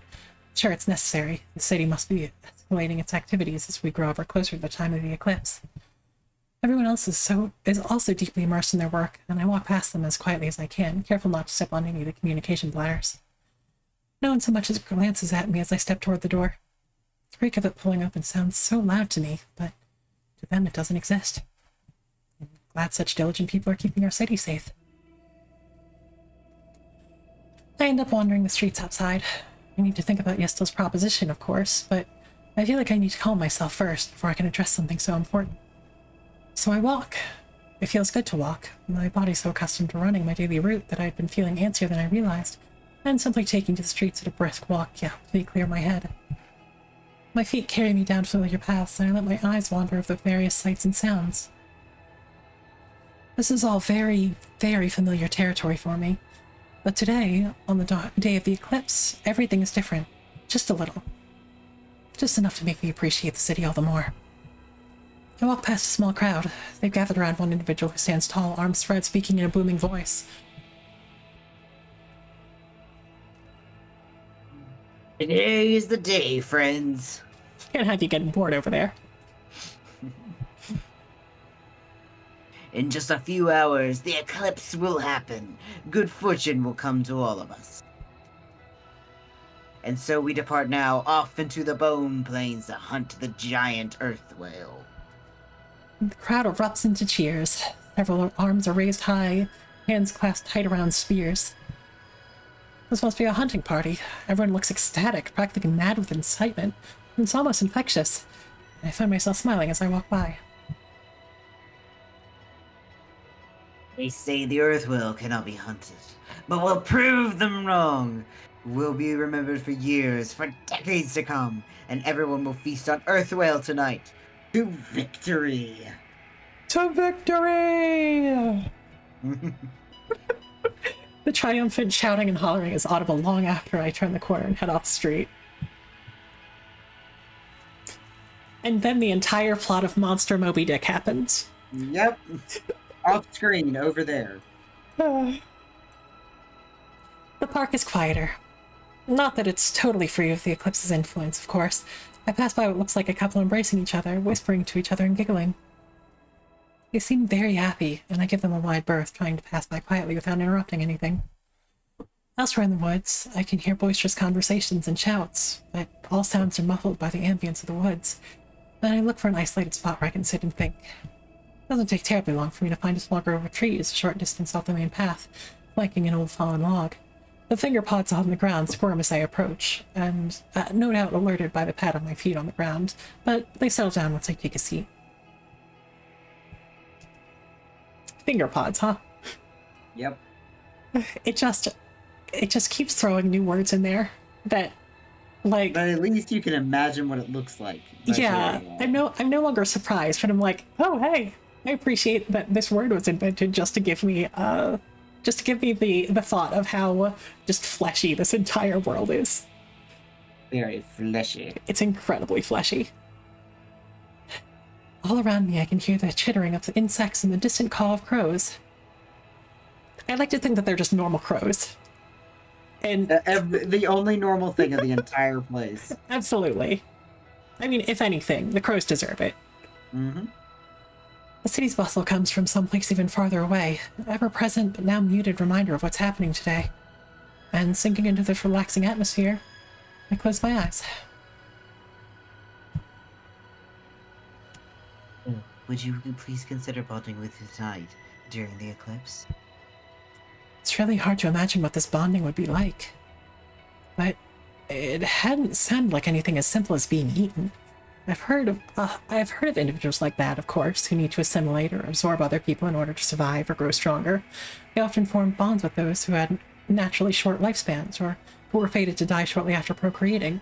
These relationships often seem short but passionate, no doubt amplified by the fact that one party would only live on in the other's memories. What Yiestol described, however, sounded completely different.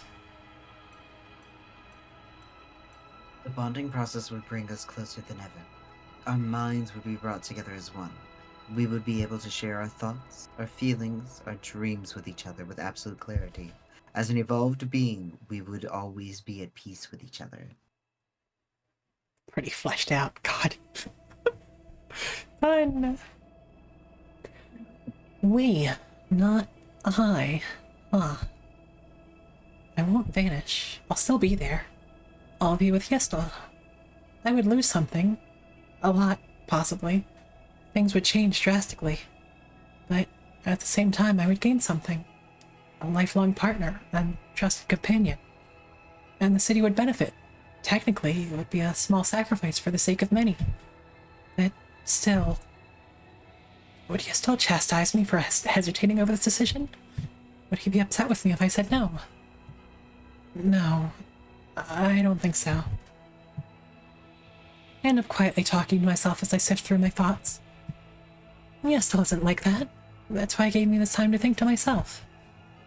And while his request had certainly caught me off guard, his honesty and sincerity had made it much easier to accept. With how passionate he'd seemed during that conversation, it was hard to imagine he'd want to bond with me purely for selfish reasons. For anyone else, I might have felt more uneasy for being faced with this decision, but I feel like Yiestol had wanted me to understand the full scope of the situation, and had wanted me to think it over on my own, so I wouldn't feel pressured. This is my decision to make. I think of the various people in my life, my work, the things I enjoy doing, places, sights, and sounds I've experienced. I think of how my relationship with these precious things might change if I decide to bond with Yiestol. And I think of Yiestol. I think of long days spent with him, at his side, the two of us working together towards a common goal.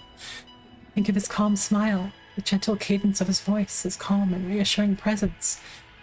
I think of the time I've known him, of how much I've come to respect him and enjoy his company. Think about how much it might be to grow even closer to him, to work towards protecting the city together with him. Started my thoughts, I barely noticed the time going by. It's the rustle of leaves that finally snaps me back to reality. Oh, there goes gravity. And I sit up from where I'd ended up slowly lying down on the log. A sudden movement is enough to set off the finger pods nearby, and they wriggle unhappily as I clamber to my feet. Rustling turns out to be a small child barging through the nearby bush.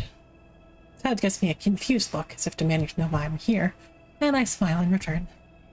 Past the dense wall of foliage, I can hear an adult calling for the child. Maybe they're too big to get through the bush. Going all around the trees could take them a while. Sorry, there isn't much to do here. Let's go back, okay? Sounds like somebody's looking for you. Child pouts at first, making a face, but reluctantly holds out a hand. I take the offered hand, tugging the child along gently as I go back through the foliage the way the child had come. As we emerge from the bush, brushing leaves out of our eyes, the parent looks over with a start. Sorry to surprise you. I thought it would be best not to let a little one wander around the woods. It only takes a small tug of the child's hand to get them to return to their parents' side, and I'm thanked profusely. The child is so excited for the eclipse, I'm told. They wanted to go exploring on this special day. Last time they'd found an enormous cluster of wildflowers in the woods, but had never been able to find it again, and they were sure they'd find it again today. Eclipse really is a special day for everyone, isn't it? Give the parent and child a small wave as I leave, wishing the child good luck before suggesting that maybe they explore together. The child, perhaps understandably, looks offended by this unwarranted advice given by a stranger, while the parent at least thanks me once more before seeing me off. It feels good to be able to help people. It was a small gesture, one that cost me virtually nothing, but it was still helpful to someone, and that knowledge makes a warm feeling bloom in my chest. Thinking from this perspective, I can get a better understanding of why Yiestol values his job so much, though it might be difficult for me to devote myself to the same level he does. Perhaps it's a goal worth some sacrifice. I think back to how exhausted he'd seemed when he emerged from the pod, practically dizzy from the long time spent looking over the city.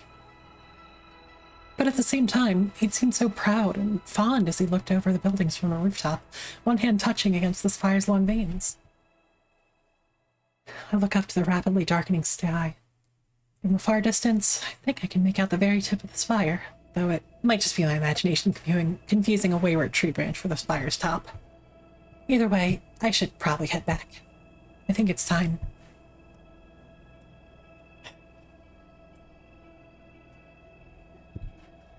The streets are busier than ever as I make my way towards the Overlook office.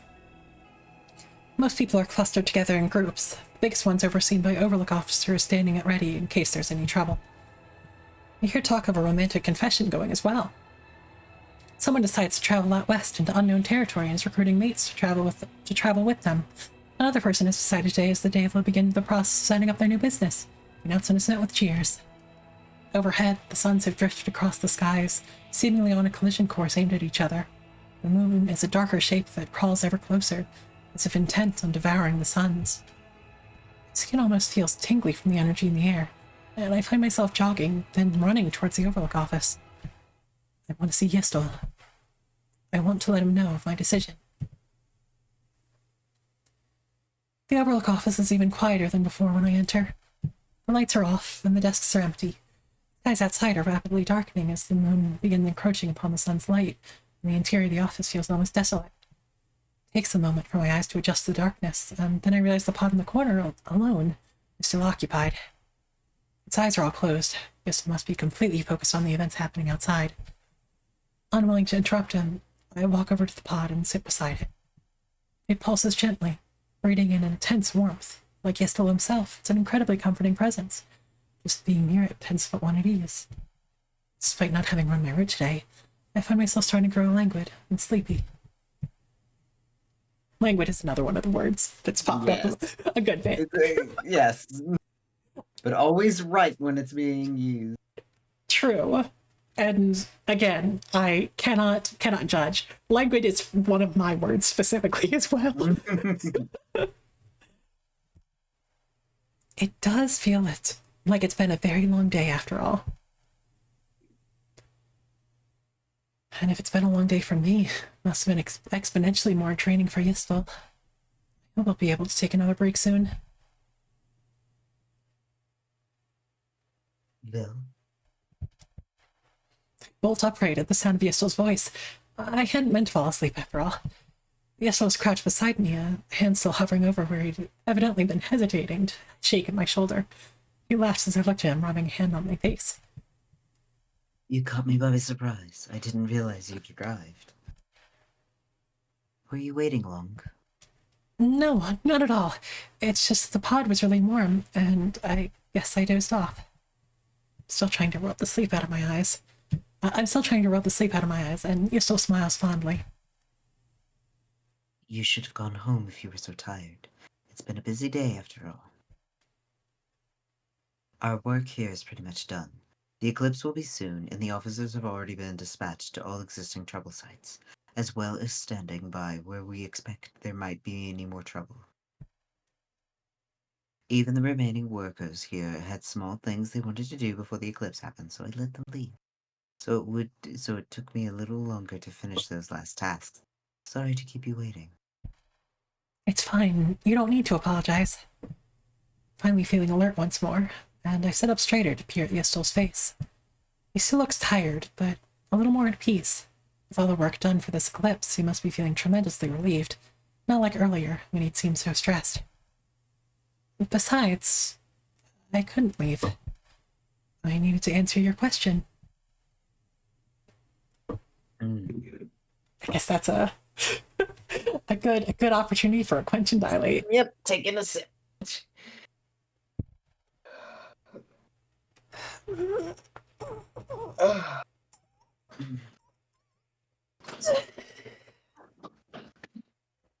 Whew. I guess I'm slightly more stiff than I realized. Thank you for the dilate. Mm-hmm.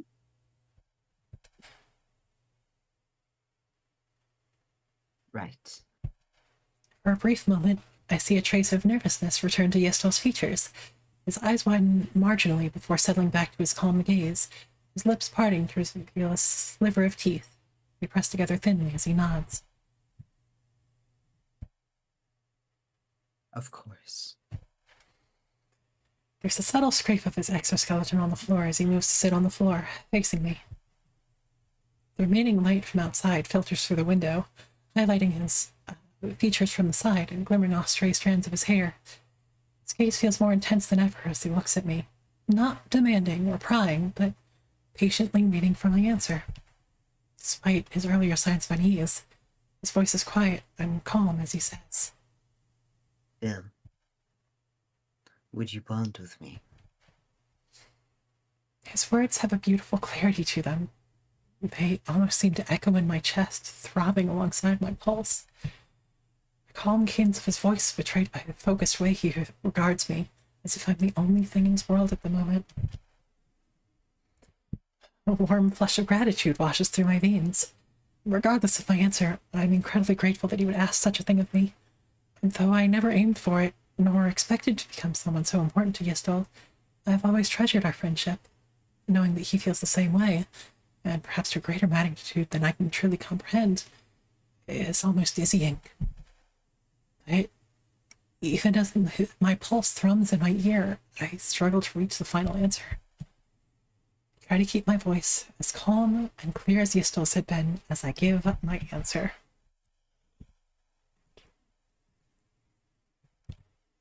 So, I love how you still say, even though you know what you're going to answer as. Hey, hush.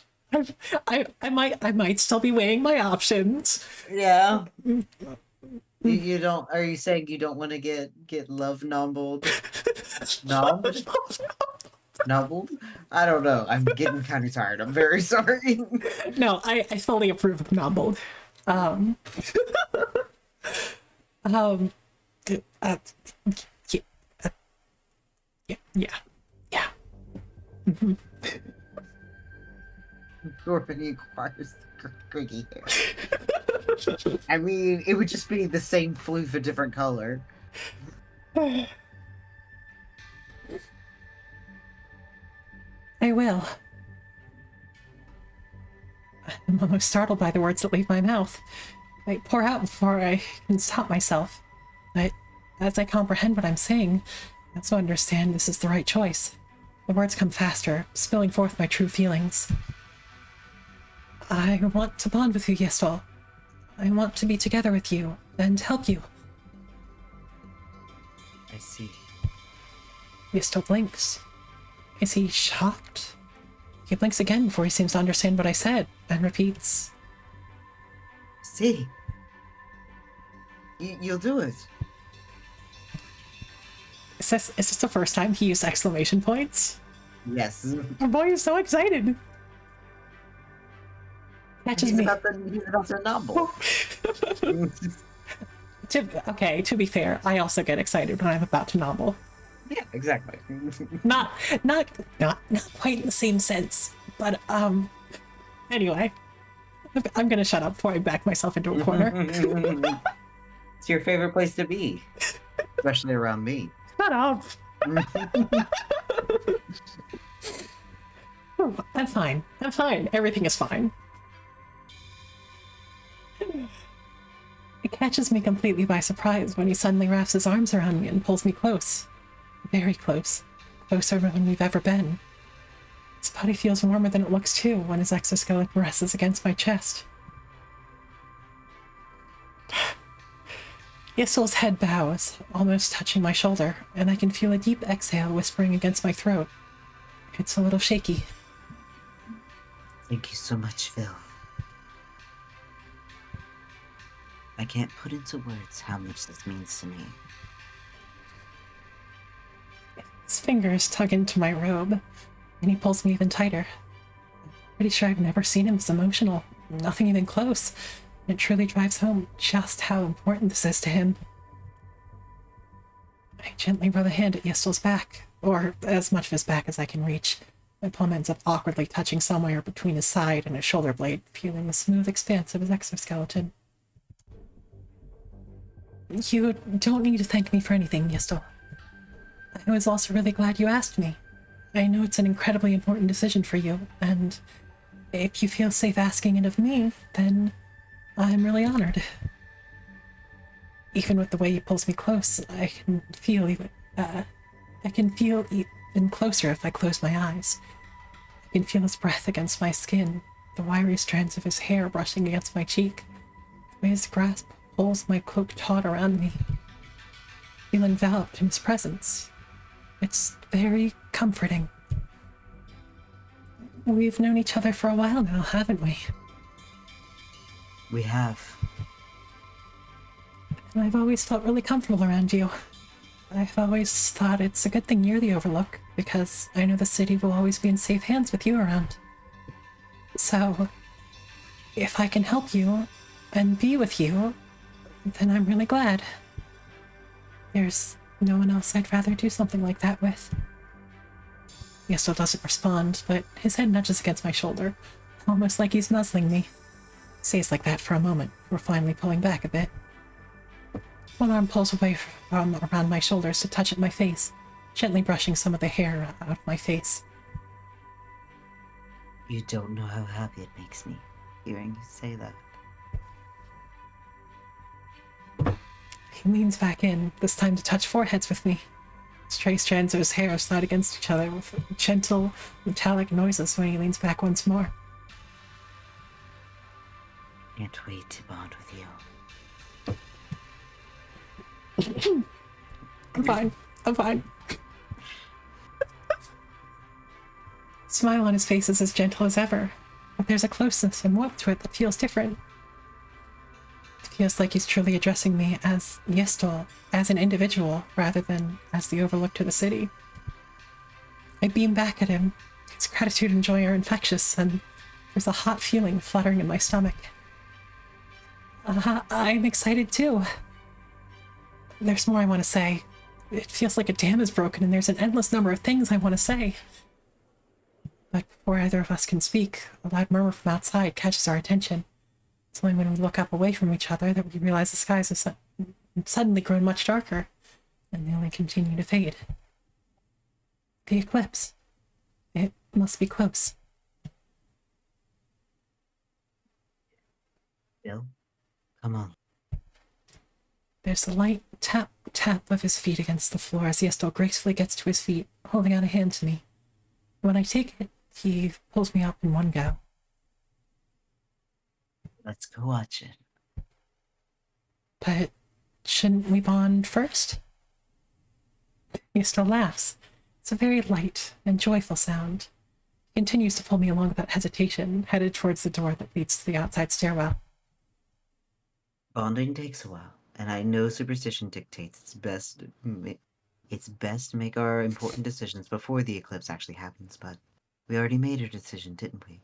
Technically speaking. And this will be our first time seeing an eclipse since we got to know each other. So I want a good view. Something I'll remember forever. I guess I can't argue with that. With that said, I pick up the pace. All the weirdness I'd felt earlier seems to have melted away at some point. I feel like, as long as Yiestol was pulling me along, we could go anywhere and I wouldn't feel tired. Of course, we don't go far at all. We only hurry up the stairwell, up to the roof. Streets all around the Overlook office are cluttered with people. Most are gathered in small groups. Some are overseen by Overlook officers. Rooftops nearby are also dotted with people looking to get a good view. Others peer out from windows or climb the numerous light poles. The electric energy in the air is practically palpable. Yiestol and I stand near the spire, where the numerous eyeballs languidly sweep across the horizon. There's that word again. Is it also aware of what's about to happen, I wonder?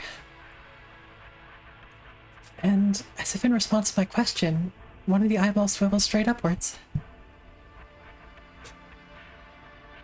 The sun seems so much brighter as they're about to converge. Even with a dusting of clouds marring the skies, their light feels warmer than usual. Perhaps it's the proximity between them that amplifies their light. Perhaps it's a trick of the eye because we're not used to seeing them while traveling in such direct collision before. Perhaps it's just our excitement that heightens every emotion in the moment. Regardless, we watch the three suns creep closer and closer. I find myself holding my breath without even realizing it. It's a cry from below that has me exhaling sharply. Someone on the ground below screams in what sounds like euphoric pleasure. Another person joins in soon afterwards. But most of us are quiet. Especially when the moon begins to cut through the sun's warm light. I feel a ripple travel through the crowd, through the very atmosphere when the moon's shadow first bites into the sun's glow. Seemingly uncaring of the effect it's having, the moon marches slowly onward, a direct path to devour the entirety of the sun's glows. Yiestol stands perfectly straight and tall beside me, gaze directed upward. But his hand reaches out, as if searching for something. My hand. As soon as I take his hand, his fingers squeeze tight around mine. It's happening. His voice is only a quiet murmur, but it still feels terribly loud. The only sounds I can hear now are muffled whispers and murmurs. The very air feels oppressive and heavy, like it's weighing down upon our throats. Speaking at the moment feels taboo. So I only nod, squeezing tight at Yiestol's hand. We don't look at each other, but at the very least aware of each other's presence as he continues to gaze upwards. The warm glow of light above, at first a half circle, then a crescent, then only the slimmest sliver. And then there's only the ominous ring floating above us. A perfect, delicate circle of sunlight that majestically adorns the dark skies, like an eye watching over us. The very air feels heavy in my lungs, my chest feels tight. The eclipse bears down on us, an overwhelming presence far greater than any of us will ever equal. It makes my skin prickle. It feels physically impossible to tear my eyes away from the skies, even as the tiniest pinpricks of light begin to pierce past the moon's shadow. But a gentle tug at my hand pulls me away, one step and another. The suns have begun to fight their way out of the moon's shadow when I finally manage to look away. Come on. Still speaks at a whisper, though. He glances back briefly to give me a smile as he continues to lead the way. We go back down to the stairwell, of course, through the door that leads into the office. The streets below seem to have also broken free of the eclipse's allure by now. I start to hear murmurs and shouts drifting up toward us as people rejoice in what they had the chance to witness. An overjoyed scream is the last thing I hear clearly before I shut the office door. The office is instantly quieter, the noise from the streets seeming to come from a million miles away. It's just the sound of our footsteps as we walk across the office and towards the pod. Is it okay for me to come in? Yiestol had stepped into the pod without any hesitation, but I can't help hesitating. The pod is the Overlook's domain, after all. I'm not sure if the pod can even hold the both of us. But Yiestol just laughs, gently, not mocking. He keeps up a steady grip on my hand as he ushers me to step in beside him. Of course, anyone that I acknowledge is allowed to enter the pod. And besides, it will have to learn to recognize us once we're bonded. So doing the bonding process within the pod is a useful method. My predecessor highly recommended. I see. How romantic. I told you to have sex at work. Even with that encouragement, entering the pod is a strange feeling. The fluid inside is lukewarm and thick. But the surface parts easily as I begin to dip my foot in. My legs glide in with practically no resistance, and when I stand with both feet in the pod, the fluids close up around the circumference of my limbs. Here, come closer. Yiestol's bony arms rest over my shoulders, easing me closer. Fluid sloshes around our calves, lapping at the open edges of the pod, but never spilling over. Should I take off my things? Yes, if you don't mind. Small nod as I begin to undo the fastenings of my cloak, letting it drop to the floor. And as soon as I'm there, Yiestol suddenly wraps his arms around me, pulling me into a tight embrace. When he drops his weight down, I'm brought down along with him, and together we sink into the welcoming pool of fluid.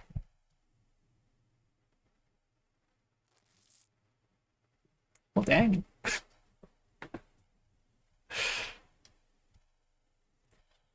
The roof of the pod snaps shut with a loud squelch, sprinkling us with flecks of fluid, but the interior of the pod is still somehow lit with a warm glow. Submerged in the pool of liquids, I worry for a moment how I'm meant to breathe, but I'm given my answer soon enough when I feel the fluids begin to subside, as if they're being sucked back into the pod. My head breaks through the surface, and I gasp. Inside the pod, the air tastes warm, with a deep sweetness to it.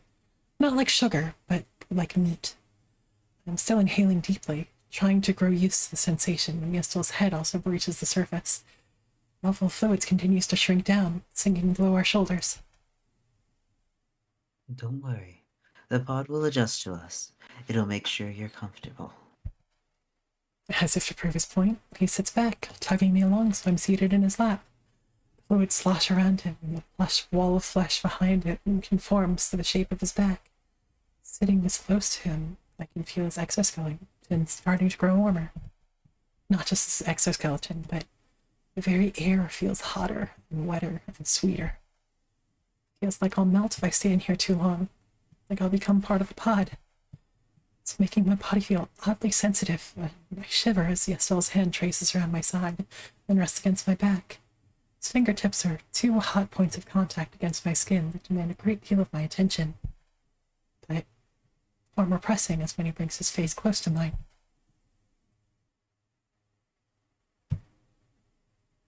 Vil. His voice echoes in this tight space, sending the tiniest ripples running across the surface of the fluid pool. The low flow of fluids has sunk further down, lapping around our sides, warm and comforting without being imposing. Yiestol was certainly right in saying the pod would make me comfortable. I feel utterly at home here, in Yiestol's warm embrace, feeling his breath brushing over my shoulder. I close my eyes, meaning to nod, but feeling too pleasantly absent to do so. Yiestol seems to get my meaning regardless, because he leans in closer. His words are spoken in a low whisper, each syllable melting in my thoughts when he asks. We begin. Almost before the question drops, I know my answer. Yes.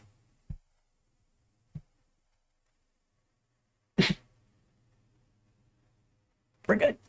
We're Yeah, good. yeah, you making it over there, Tree? I'm gonna, one way or another.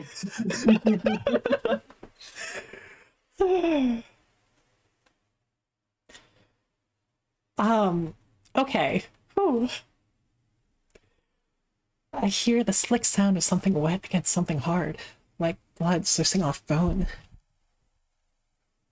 And I very quickly realize it was the sound of Yiestol's mandibles spreading wide open. For a moment, I catch a glimpse of gleaming white teeth at the periphery of my vision. Then they sink into my shoulder. Like the way my feet had eased into the pod's fluid without any resistance, Yiestol's teeth slide into my flesh smoothly, no pause or hesitation, so swiftly that I barely feel the initial puncture. Only when they lodge deep into my flesh, I feel a prickle of pain sparking through my nerves. But even then, it feels hot and airy. It's not unpleasant at all. My flesh parts easily, as if the pod's fluids have melted away any resistance, partially liquefying it. Then I can feel the trickle of hot fluids from the bite mark trace down my chest, pattering into the pool around us. It leaves behind a trace of flickering warmth that lingers on my skin. I want to feel more of it, that warmth. My hands wander, practically on their own, starting from Yiestol's side, traveling upward. My fingertips touch against Yiestol's body, feeling out details I'd seen before, but never thought I'd get to touch. The gentle inward curve of his exoskeleton above his hips, softer connective portion where his arm meets his shoulder, partition line near his throat. Just below his throat, his exoskeleton opens up to a window where his inner flesh peeks past. It's shiny in the warm, hot air of the pod, and I touch the edge of it as gently as possible. It still earns a deep shiver, and Yiestol's mandibles snap shut quickly enough that his teeth rake thin lines across my throat. Sensation sends a heady rush of blood through my veins, and I exhale sharply. My voice escapes with that hot lungful of air. It's a soft noise, but a needy one, and then it echoes in the tight confines of the pod. Yiestol says nothing, responding with a low purr from the back of his throat. It makes his teeth vibrate ever so slightly as he takes small bites into the junction of my throat and my shoulder. Everything is starting to meld together. Sounds of the fluid lapping around us, the feel of teeth easing into my arm, the pressure of Yiestol's hands dragging down my back and around below my ribcage. His fingers squeeze tighter, pressing against, then into my sides. My body goes easily to his every touch, made pliable and sensitive and eager by the sweet air and lap fluids. It doesn't take much encouragement from him for me to raise myself up on my knees. It's me leaning closer to him, pressing chest against chest. The tiny window of his inner flesh feels incredibly hot against my skin, enough to earn a low groan. I want to be closer to him, closer than anything else. So close we become one. I want to be bonded to him. My body responds easily to these desires, slowly succumbing to Yiestol's every touch. As if grounded by magnetism, he finds the spot where my body is most prepared to take him. Teeth glide into my throat with the ease of a knife through water, and his hands dragging hot lines of sensation across my skin and making a heavy sensation settle in my gut. He shifts beneath me, then pulls me closer until there's practically no boundary between us. My hands grip tight around Yiestol's shoulder, pulling him closer. I immediately feel like our bodies have become one, like a rib cage without a spine. My body would collapse in on itself without Yiestol's form to hold me together. His exoskeleton is hot and slick to the touch. Pod's fluids have soaked through his hair, and the strands practically welcome the tangle of my fingers through them, just like my body continues to welcome each and every breach. Faintly, I hear Yiestol murmuring my name. His eyes are closed, his movements gentle as he nuzzles against my ribcage.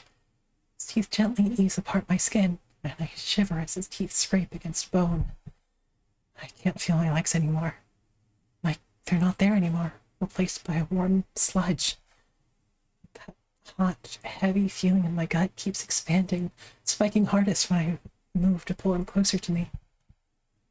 Through the haze of light and sparks that are starting to color my vision, I feel my fingertips starting to melt, smearing against Yiestol's shoulders. It's good, because I can sink even deeper into Yiestol's lap this way, feeling him sink deeper, deeper, deeper into my innermost recesses. My heart's almost beating out of my chest, and I gasp and Yiestol murmurs my name right against it. I say his name back, I'm not sure if my voice can leave my throat anymore. It's starting to become a bit too much for me. The heat's continued to rise, but not in an unpleasant fashion. It's not like the sweltering heat of the summer or the stifle of a hot blanket. This is the heat of a warm embrace that one sinks into endlessly, without escape. But when I close my eyes, I can feel every little movement against me. The drag of Yiestol's hand on my back, the way it presses his arm against my spine, the way each hot breath flits past my bones and through my ribcage, the bob of his throat when he swallows, the faint vibrations whenever he murmurs my name. The hot trickle of the pod fluid is everywhere now, covering me like a silk cobweb. I've never felt more comfortable. I know for sure that I made the correct choice in bonding with Yiestol. How could I ever feel so at peace? When I close my eyes, I can hear a single heartbeat pulsing between us. Yiestol is still calling my name, and I smile.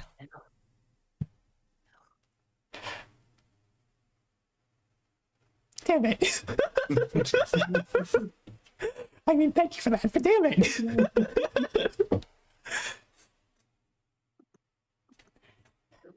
I'm very glad it's the last thing I hear as my thoughts grow fuzzy and dark. Quench is right.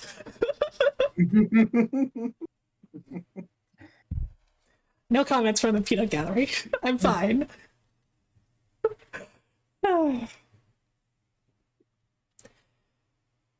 It's a full day before I awaken. I'm aware of it immediately. There's no transition, no period where I'm hazily emerging from sleep. Just the overwhelming darkness of sleep, followed by instantaneous clarity. Because Yiestol was awake first, and as soon as I'm awake, we share everything we know. We are one and the same, so I immediately understand that the bonding process was a success, and that he'd awakened first, but had been reluctant to awaken me, because he was sure I was exhausted, and he also immediately understood that I was grateful for his consideration. Even bond with me, he's kind and considerate, and I'm immensely glad for it. Wait, that's so good though. I'm going to admire for a second. It's fine. I love how they did that. He's very good. Well, they They are very good. they're bonded. They sure are. Okay, wrong button. It takes me no time at all to adjust to being bonded. Yiestol had been worried the change would be too drastic. Perhaps I simply adapt quickly.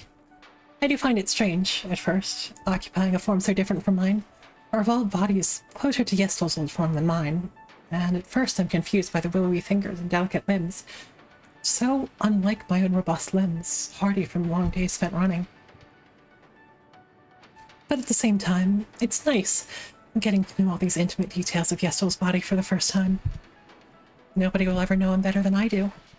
Nobody will ever know me better than he does either, now that we're bonded. He also immediately understands what my body had been like, and commiserates with my difficulties. Then, he helps me adjust until I'm comfortable once more. It's a shock to people who knew me before, of course. Our relationships do change drastically in a way that can't be reversed. With the Overlook, I can't maintain the same position I did delivering salt. But it's not a bad change either. Just different. I can still speak to them, ask how they're doing, inquire about their daily lives, still cherish each and every one of them the same as before. Perhaps even more, now that we want to protect the city together. As the Overlook, we think so dearly of the city and do everything we can to nourish it. The city responds in kind by flourishing more than ever. What makes us happiest is neither the bustling city, nor the peaceful streets, nor the friendliest of other people, however. We do those things, of course. We're deeply grateful for them. But what puts us most at ease is the knowledge that we have each other. Yiestol is me, and I am him. We are always aware of each other, together but separate, at complete peace with each other. And each time we stand on the rooftop of the office and look out over the city, we remember the night of the eclipse, that night that brought us together. The eclipse is only the first of many to come, but it'll always be the most meaningful to us.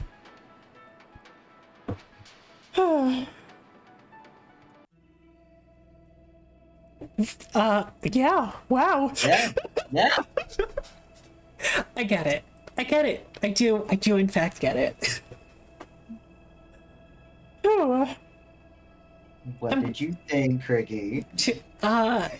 more things than I am probably legally allowed to say on stream. No, but it was good. I very much appreciate the world building. It's so visceral. It's so evocative. All of the boys are very, very good. And yeah, I definitely want to see the other paths. But also, some part of me feels like it'll be hard to top this for some reason. No reason in particular, but you know. Yeah.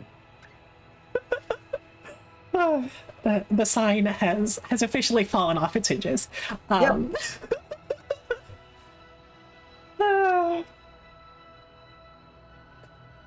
Oh boy.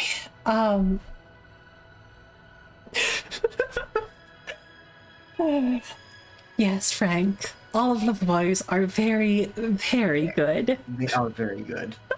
And just to clarify with Breton, the ending sucks. Breton is still good boy through all of it. Yes, absolutely. I'm assuming that it sucks because he does not get what he deserves, which is every good thing in the world.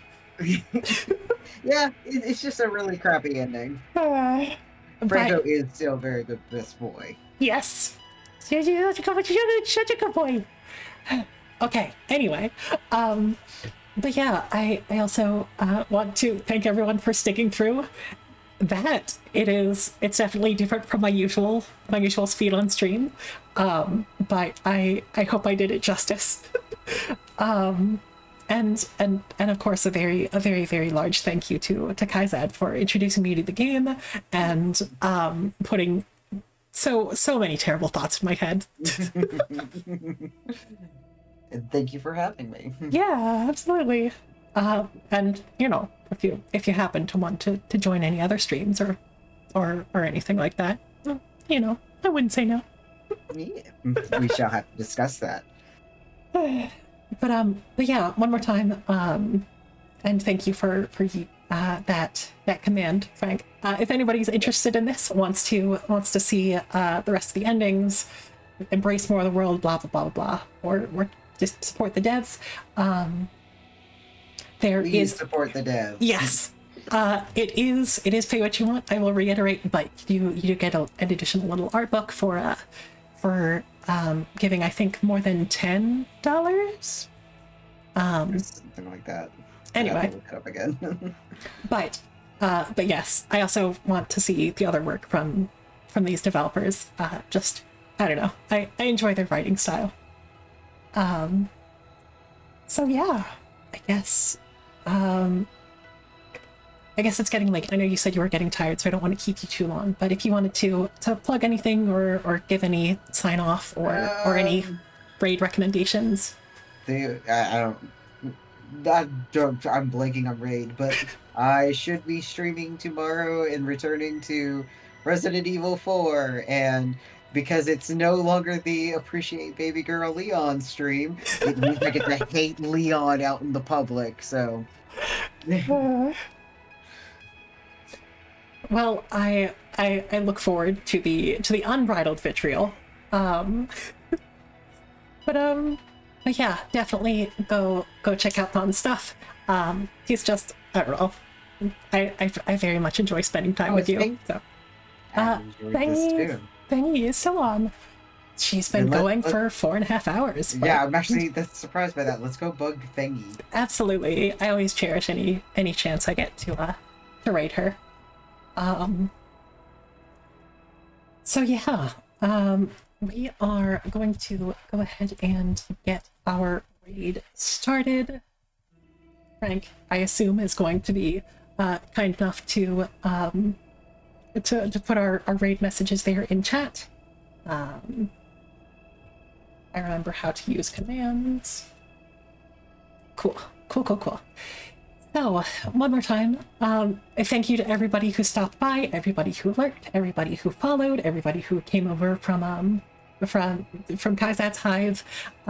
It's been a lot of fun, and really the biggest thank you again to our favorite Crimson Dragon. Very good boy, Franco.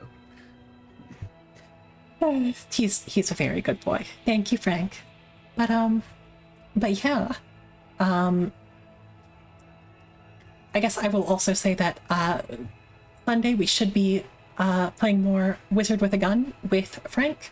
And I'll probably be taking a break after that week. We'll see what the rest of the week looks like, but Sunday with Frank, Tuesday with Goo, as with last week. Anyway, thank you all very, very much, and to everyone who has chosen to gaze along into the abyss, know that the abyss gaze is back, and we'll see you again real soon. Take care of yourselves, okay? All right, night.